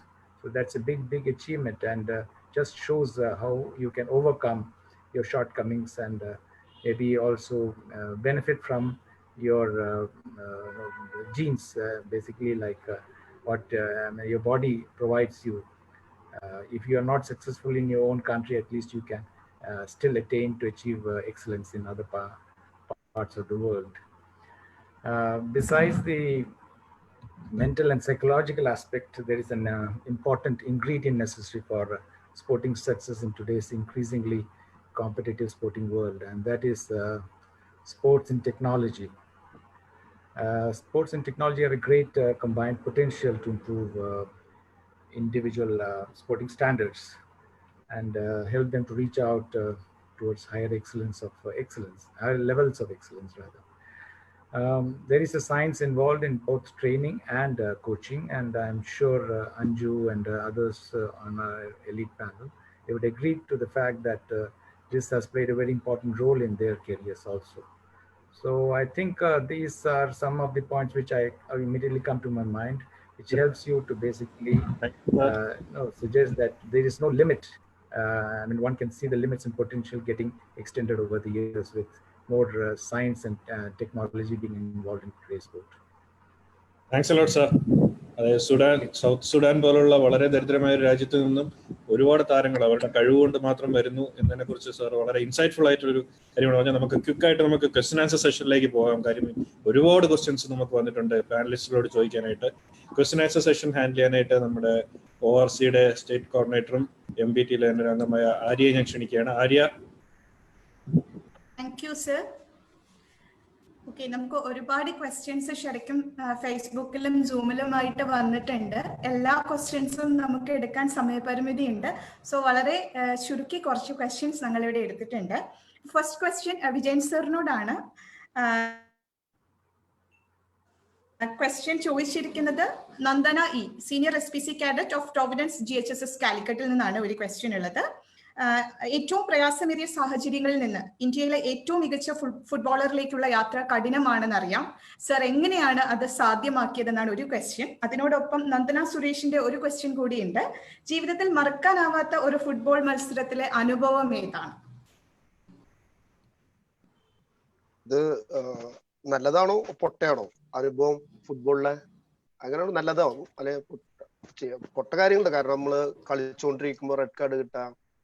നല്ല കാര്യങ്ങൾ നല്ല match കളിച്ച് നല്ല goal അടിക്കുക, നല്ല കാര്യം പറയാം. നല്ല കാര്യം എന്താ വെച്ചിട്ടുണ്ടെങ്കിൽ എനിക്ക് ഇഷ്ടംമാതിരി ഗോളുകളൊക്കെ അടിച്ചു. ഇപ്പോ ടൂർണമെന്റിലായാലും ഇപ്പൊ മോഹൻബാന് കളിക്കാനായാലും JCT കളിക്കാനായാലും FC കൊച്ചിന് കളിക്കുമ്പോൾ ഗോളുകൾ കുറെ അടിച്ചിട്ടുണ്ട്. പക്ഷെ ഞാൻ JCT കളിക്കുമ്പോൾ ഞാൻ അതേപോലെ മോഹൻബാന് കളിക്കുമ്പോൾ ഇഷ്ടംമാതിരി ബാക്ക് സിക്സർ അടിച്ച് ഗോളാക്കിയിട്ടുണ്ട്. ഞാൻ കാലിക്കറ്റ് സിസേഴ്സ് കപ്പിന് എല്ലാവർക്കും അറിയുന്നതാണ്. സിസേഴ്സ് കപ്പിന് JCT വേണ്ടി കളിക്കുമ്പോൾ നമ്മളുടെ team against JCT team against കളിക്കുന്ന പാരലസ് മലേഷ്യൻ ടീമാണ്. അവരുടെ വേൾഡ് കപ്പ് കളിച്ച പ്ലേയേഴ്സ് ഒക്കെ ആണ്. അപ്പൊ കളി കഴിയാൻ ഒരു 10 മിനിറ്റ് പോയി തജീന്ദർ കുമാറിന്റെ ഒരു ക്രോസ് ഇങ്ങനെ വന്നപ്പോൾ ജസ്റ്റ് ബോൾ വേറെ ഓപ്ഷനൊന്നും ഇല്ല എനിക്ക് അടിക്കാം. അപ്പൊ ഞാൻ ഒരു ബാക്ക് സിക്സർ ട്രൈ ചെയ്തു. ഗോൾ ഇസ് ഗ്രേറ്റ്, അത് ഗോളായി. പക്ഷെ അതിന്റെ വാല്യൂ എന്താ വെച്ചാൽ കളിക്കുന്ന സ്ഥലം ഇന്ത്യൻ ഫുട്ബോളിന്റെ മെക്ക കൽക്കട്ട എന്ന് പറയുമ്പോൾ ഞാൻ പറയുന്നത് എപ്പോഴും ഇന്ത്യൻ ഫുട്ബോളിന്റെ മെക്ക കാലിക്കറ്റ് എന്ന് പറയുന്നു. കാലിക്കറ്റ് മലബാർ എന്ന് പറയുന്നു. അത്രയധികം സപ്പോർട്ടേഴ്സ് നിൽക്കുക, 1 lakh അത്ര സപ്പോർട്ടേഴ്സ് കളിയാണ് നിൽക്കുമ്പോൾ ആ ഫൈനലിൽ ആ ഗോളിനാണ് വിൻ ചെയ്യുന്നത്. അത് മനസ്സിൽ എപ്പോഴും തങ്ങി. അപ്പൊ ചോദിക്കാൻ എന്താ ഫാസ്റ്റസ്റ്റ് ബോൾ 12 സെക്കൻഡിൽ ഗോൾ അടിച്ച അത് പക്ഷെ ഇതെന്ന് പറഞ്ഞാൽ നമ്മുടെ നാട്ടില് ഫുട്ബോള് അറിയണ കാലിക്കറ്റ് പിള്ളേരുടെ അടുത്ത് ഈ ഗോൾ അടിക്കാൻ പറ്റിയതാണ് എന്റെ ലൈഫിലെ ഏറ്റവും വലിയൊരു നല്ല മുഹൂർത്തം. പിന്നെ ഇപ്പൊ ഞാൻ പറഞ്ഞില്ലേ ഒരു തെറ്റുപറ്റിയിട്ടുള്ള എന്റെ ലൈഫിൽ ഏറ്റവും വലിയ തെറ്റുപറ്റിയുള്ള കേരള പോലീസ് കളിക്കുമ്പോൾ ഞാൻ ജോയിൻ ചെയ്ത വഴിക്ക് ചെറിയ ചെക്കനായിരുന്നു. ഒരു വട്ടം സന്തോഷ് ട്രോഫി കളിച്ചു. അത് കഴിഞ്ഞപ്പോ കളി നടക്കണതിൽ പ്രശ്നമായി, ഉന്തും തള്ളായി. അപ്പൊ ഞാൻ ചെറിയ ചെക്കനാണ്. പക്ഷെ എൻ്റെ ഒരു വലിയൊരു കാര്യം പഠിക്കാൻ പറ്റിയത് അവിടെ നിന്നാണ്. അതാണ് പറഞ്ഞ പിള്ളേരെ അപ്പൊ അങ്ങനത്തെ കാര്യങ്ങളൊക്കെ പഠിക്കും. റെഫറി ആയിട്ട് പ്രശ്നമായി. അന്ന് എന്റെ സീനിയർ പ്ലേയേഴ്സ് എല്ലാവരും ഉണ്ട്. സത്യേട്ടൻ, ഷർഫലി, പാപ്പച്ചൻ, കുജേഷ്, എല്ലാവരും ഉണ്ട്. ഞാൻ അതിന്റെ ഇടയിൽ ചെന്ന് നിന്നു. പക്ഷെ റെഫറി എനിക്ക് റെഡ് കാർഡ് തന്നില്ല, പക്ഷെ സസ്പെൻഷൻ തന്നു. അപ്പൊ സസ്പെൻഷൻ 6 മാസമാണ് കിട്ടിയത്. 6 മാസത്തിൽ നിന്ന് അത് കേരള ഫുട്ബോൾ അസോസിയേഷൻ നോക്കി വരുമ്പോ അത് 1 വർഷമായി അവര് ഓർഡർ ഒക്കെ ഇടുമ്പോഴേക്കും. അപ്പൊ 1 വർഷം എന്റെ കരിയർ ഭയങ്കരമായിട്ട് എനിക്ക് അതുപോലെ സന്തോഷ് ട്രോഫി കളിക്കാൻ പറ്റിയില്ല, അതുപോലെ ഇന്ത്യൻ ടീമിൽ കളിക്കാൻ പറ്റിയില്ല. പിന്നെ അതിപ്പന്നെ മനസ്സിലാക്കി റെഫറിമാർ എന്ന് പറഞ്ഞ കിങ് ആണ്. അവര് ഒരു കാർഡ് തന്നിട്ട് നമ്മൾ എന്ത് തർക്കിച്ചാലും ആ കാർഡ് ഒരു തിരിച്ചെടുക്കില്ല. ശ്രീജേഷനും ഒക്കെ നന്നായിട്ട് അറിയാം. നമ്മള് ടീം ഗെയിമാണ്. അപ്പൊ അതുകൊണ്ട് അവിടെ നിർത്തി ഞാൻ ഈ റഫറിമാരോടുള്ള വർത്താനം. ജീവിതത്തിൽ ഇതുവരെ പിന്നെ അങ്ങനത്തെ ഒരു പ്രശ്നം ഉണ്ടായിട്ടില്ല. Thank you sir. Next question Anju മാമിനോടാണ്. ക്വസ്റ്റ്യൻ ചോദിച്ചിരിക്കുന്നത്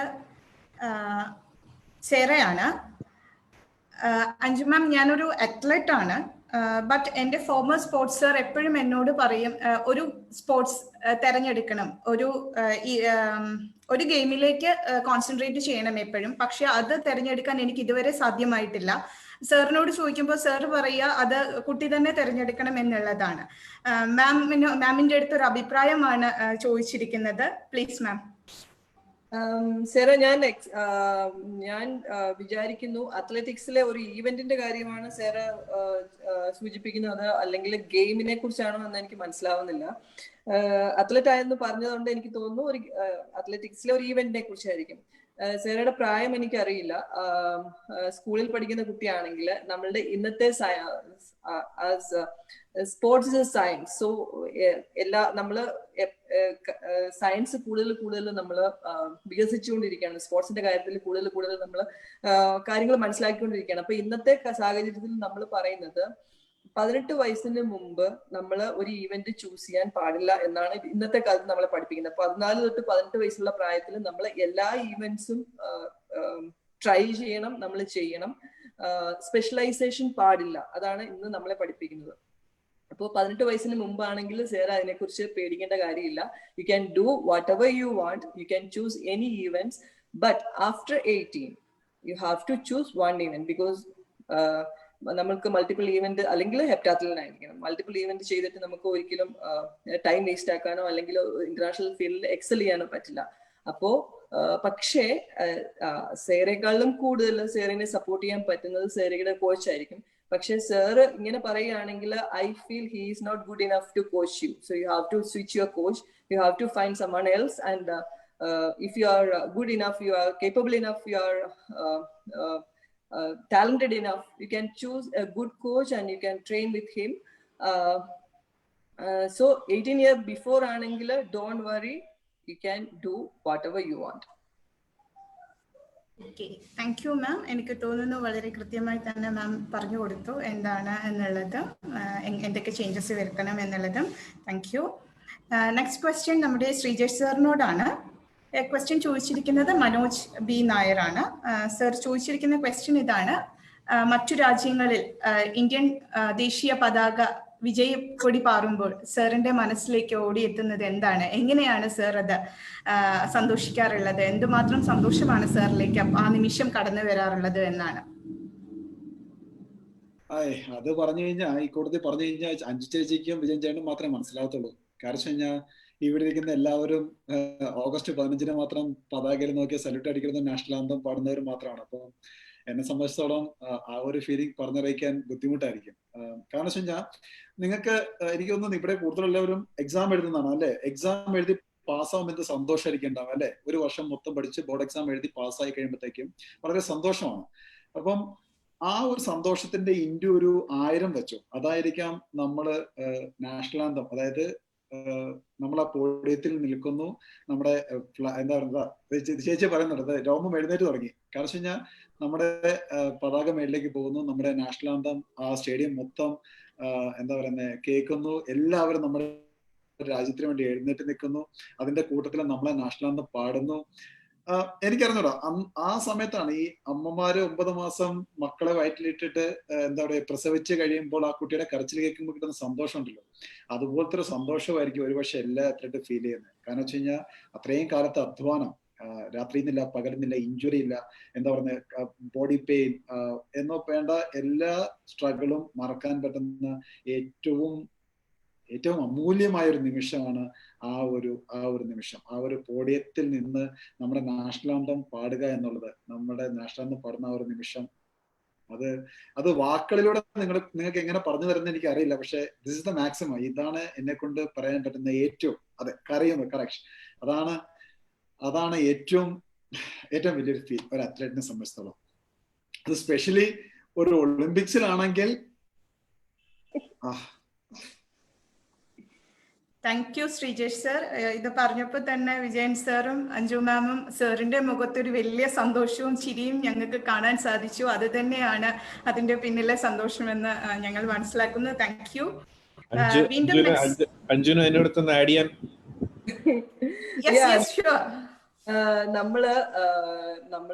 നമ്മളുടെ രാജ്യത്തെ പ്രതിനിധീകരിച്ച് നമ്മൾ വേറൊരു രാജ്യത്ത് നിൽക്കുമ്പോ അവിടെ നമ്മൾ മെഡൽ കിട്ടി പോഡിയത്തിൽ നിൽക്കുമ്പോൾ നമ്മളുടെ ഫ്ലാഗ് ഹോയിസ്റ്റ് ചെയ്യുന്നതും നമ്മളുടെ നാഷണൽ ആന്തം കേൾക്കുമ്പോൾ മറ്റ് രാജ്യങ്ങൾ ലോകം മൊത്തം എഴുന്നേറ്റ് നിന്ന് അതിന്റെ കൂടെ പാടുന്നതും ഒക്കെ കാണുമ്പോൾ എനിക്കിപ്പോ പറയുമ്പോഴും എനിക്കത് ഗൂസ് ബംസ് വരുന്നുണ്ട്, കണ്ണു നിറഞ്ഞു വരുന്നുണ്ട്. കാരണം നമ്മൾ മാത്രം അനുഭവിക്കുന്ന ഒരു ഫീലിംഗ് ആണ്. പക്ഷെ ഇന്നത്തെ കാലത്ത് എനിക്ക് തോന്നുന്നു ടി വി കൂടെ ഒക്കെ എപ്പോഴും നമ്മൾ ഈവൻ സിന്ധു കളിച്ചപ്പോൾ നിങ്ങൾക്ക് എല്ലാവർക്കും ആ ഒരു ഫീലിംഗ് മനസ്സിലാവും. സിന്ധു വിൻ ചെയ്ത് കഴിഞ്ഞപ്പോ എന്ത് ഫീലിംഗ് ആണ് നിങ്ങൾ ഓരോരുത്തർക്കും ഉണ്ടായത്, അതിന്റെ ഒരു 10 ഇരട്ടി അല്ലെങ്കിൽ 100 ഇരട്ടി ആയിരിക്കും ആ പോഡിയത്തിൽ നിൽക്കുന്നത് ഞങ്ങൾ അനുഭവിക്കുന്നത്.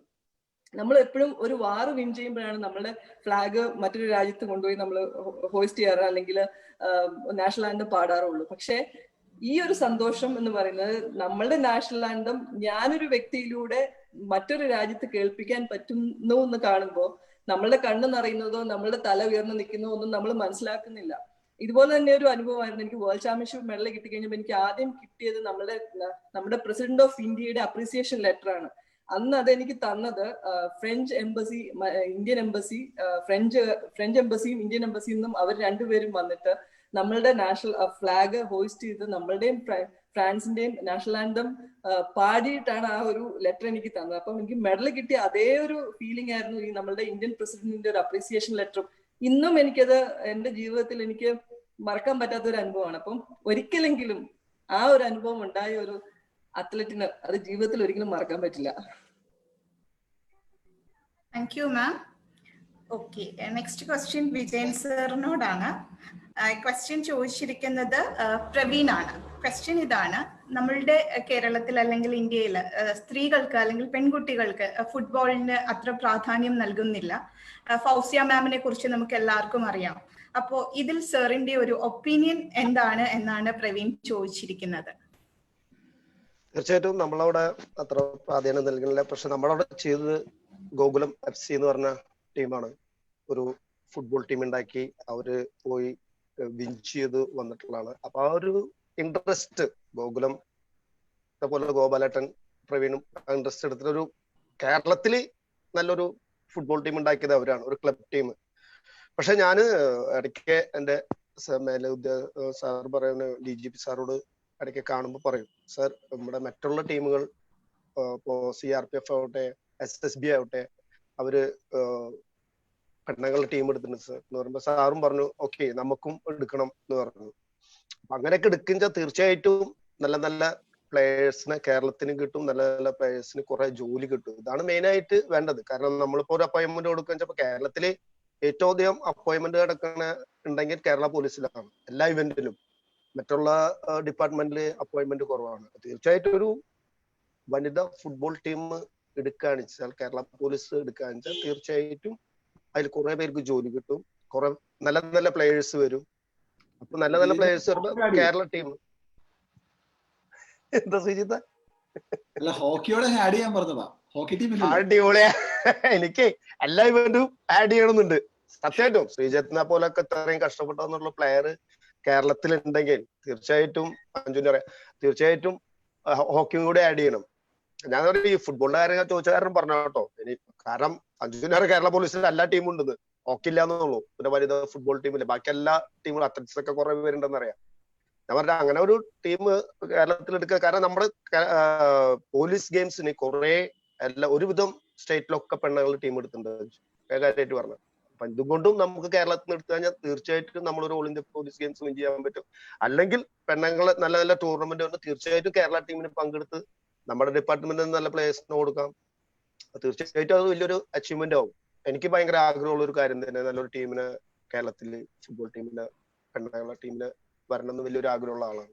ശ്രീജേഷ് പറഞ്ഞ പോലെ തന്നെ ഹോക്കിയും കേരളത്തിൽ ഭയങ്കര ഡെവലപ്പ് ആയിട്ട് വരണം. കാരണം ശ്രീജേഷിനെ പോലെ വലിയൊരു ലെജൻഡ്, ഹോക്കിയുടെ ലെജൻഡ് ഒക്കെ കേരളത്തില് ജനിച്ചു, അത്രയും കഷ്ടപ്പെട്ട് ചെന്ന് ഇന്ത്യയുടെ വലിയൊരു അഭിമാനമായത് ഞങ്ങൾക്ക്. ഇപ്പോ ശ്രീജേഷ് മറ്റേ അഞ്ജും പറഞ്ഞ പോലെ അത്രയ്ക്ക് നിങ്ങൾ ഒളിമ്പിക്സ് ഒക്കെ മെഡൽ മേടിച്ചിട്ട് ഫ്ലാഗ് അങ്ങനെ ഉയരുമ്പോ, പക്ഷെ അത്രയ്ക്ക് ഞങ്ങൾക്ക് ഇല്ലെങ്കിലും സെയിം ഇന്ത്യൻ ഫ്ലാഗ് എന്ന് പറഞ്ഞാലും സ്പോർട്സ് നമ്മളവിടെ നിൽക്കുമ്പോ ഒരു എന്താ പറയാ മനസ്സിലൊക്കെ ആ ഒരു ഫ്ലാഗ് മറ്റുള്ള രാജ്യത്തിന്റെ എതിര് കളിച്ചിട്ട് അവരെക്കാളും നമുക്കൊരു വിൻ ചെയ്യുമ്പോ അവരെക്കാളും മുകളിൽ നമ്മുടെ ഫ്ലാഗ് നിൽക്കുമ്പോ അതൊന്നും പറഞ്ഞറിയിക്കാൻ പറ്റില്ല. അത്രയും സന്തോഷം. കാരണം അവരുടെ നാട്ടിൽ ചിലപ്പോ അവരുടെ നാട്ടിൽ വെച്ചിട്ട് അവരായിട്ട് നമ്മൾ കളിക്കുക, അവരുടെ ഫ്ലാഗ് താഴ്ത്തി നിൽക്കുമ്പോ നമ്മുടെ ഫ്ലാഗ് മുകളിൽ പോകുമ്പോ ആ ഒരു അഞ്ജു പറഞ്ഞ പോലെ നമുക്ക് പറഞ്ഞറിയിക്കാൻ ഭയങ്കര ബുദ്ധിമുട്ടാണ്. അതൊക്കെ ഒരു ഭയങ്കര ഒരു എക്സ്പീരിയൻസ്, ഭയങ്കര ഭാഗ്യാണ്. അങ്ങനെ ഒന്നും കിട്ടുന്നു വിചാരിച്ചിട്ടല്ല നമ്മൾ ഇതിന് വന്നത്. പക്ഷെ അതൊക്കെ കിട്ടാന്ന് പറഞ്ഞ അതൊന്നും ഒരിക്കലും മറക്കാൻ പറ്റാത്ത സംഭവമാണ്. Thank you Vijayan sir, thank you so much. അപ്പൊ നമ്മളുടെ സമയം കഴിയാറായി ഏകദേശം. ഇനിയും ഒരുപാട് ക്വസ്റ്റ്യൻസ് ശരിക്കും വന്നിട്ടുണ്ട്. എല്ലാ ക്വസ്റ്റ്യനും എടുക്കാൻ ഞങ്ങൾക്ക് സാധിക്കില്ല എന്നത് ഒരു വിഷമകരമായ ഒരു കാര്യമാണ്. തീർച്ചയായിട്ടും താങ്ക് യു സർ. അപ്പൊ നമ്മളുടെ കൺക്ലൂഷൻ സെഷനിലേക്ക് നമ്മളുടെ ടീം മെമ്പർ, MBTയുടെ ടീം മെമ്പർ നിരഞ്ജന മേനോനെ വെൽക്കം ചെയ്യാണ്. നിരഞ്ജന, ഞങ്ങൾക്ക് പോകാൻ പറ്റും ഇല്ലല്ലോ?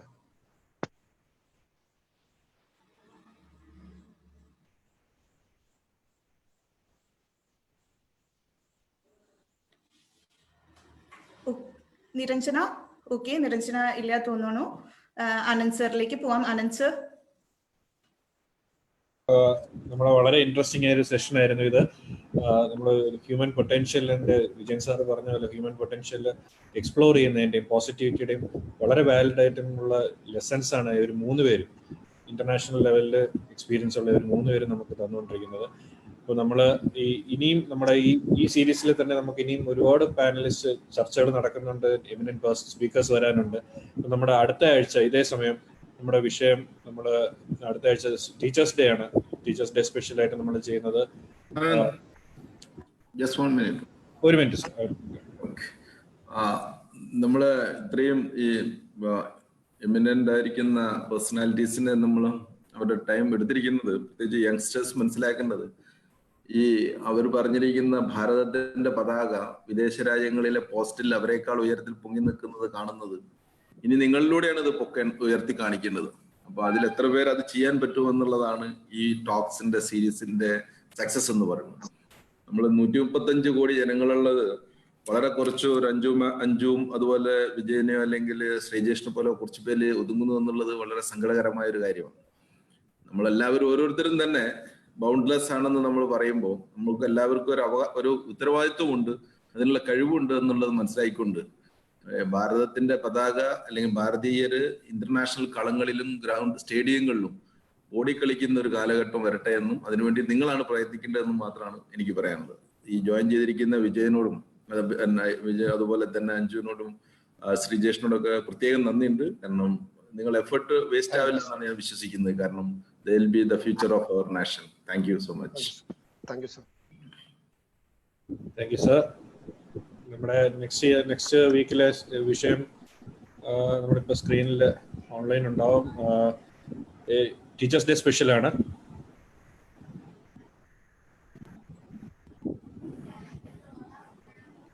മോൾഡിംഗ് എക്സലൻസ് എന്നുള്ളതാണ്. ഇതുപോലെ തന്നെ എമിനന്റ് ആയിട്ടുള്ള സ്പീക്കേഴ്സ് നമ്മളെ ജോയിൻ ചെയ്യും.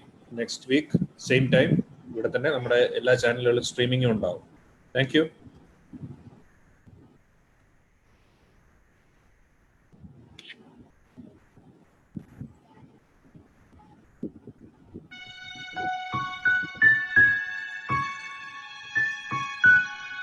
Thank you.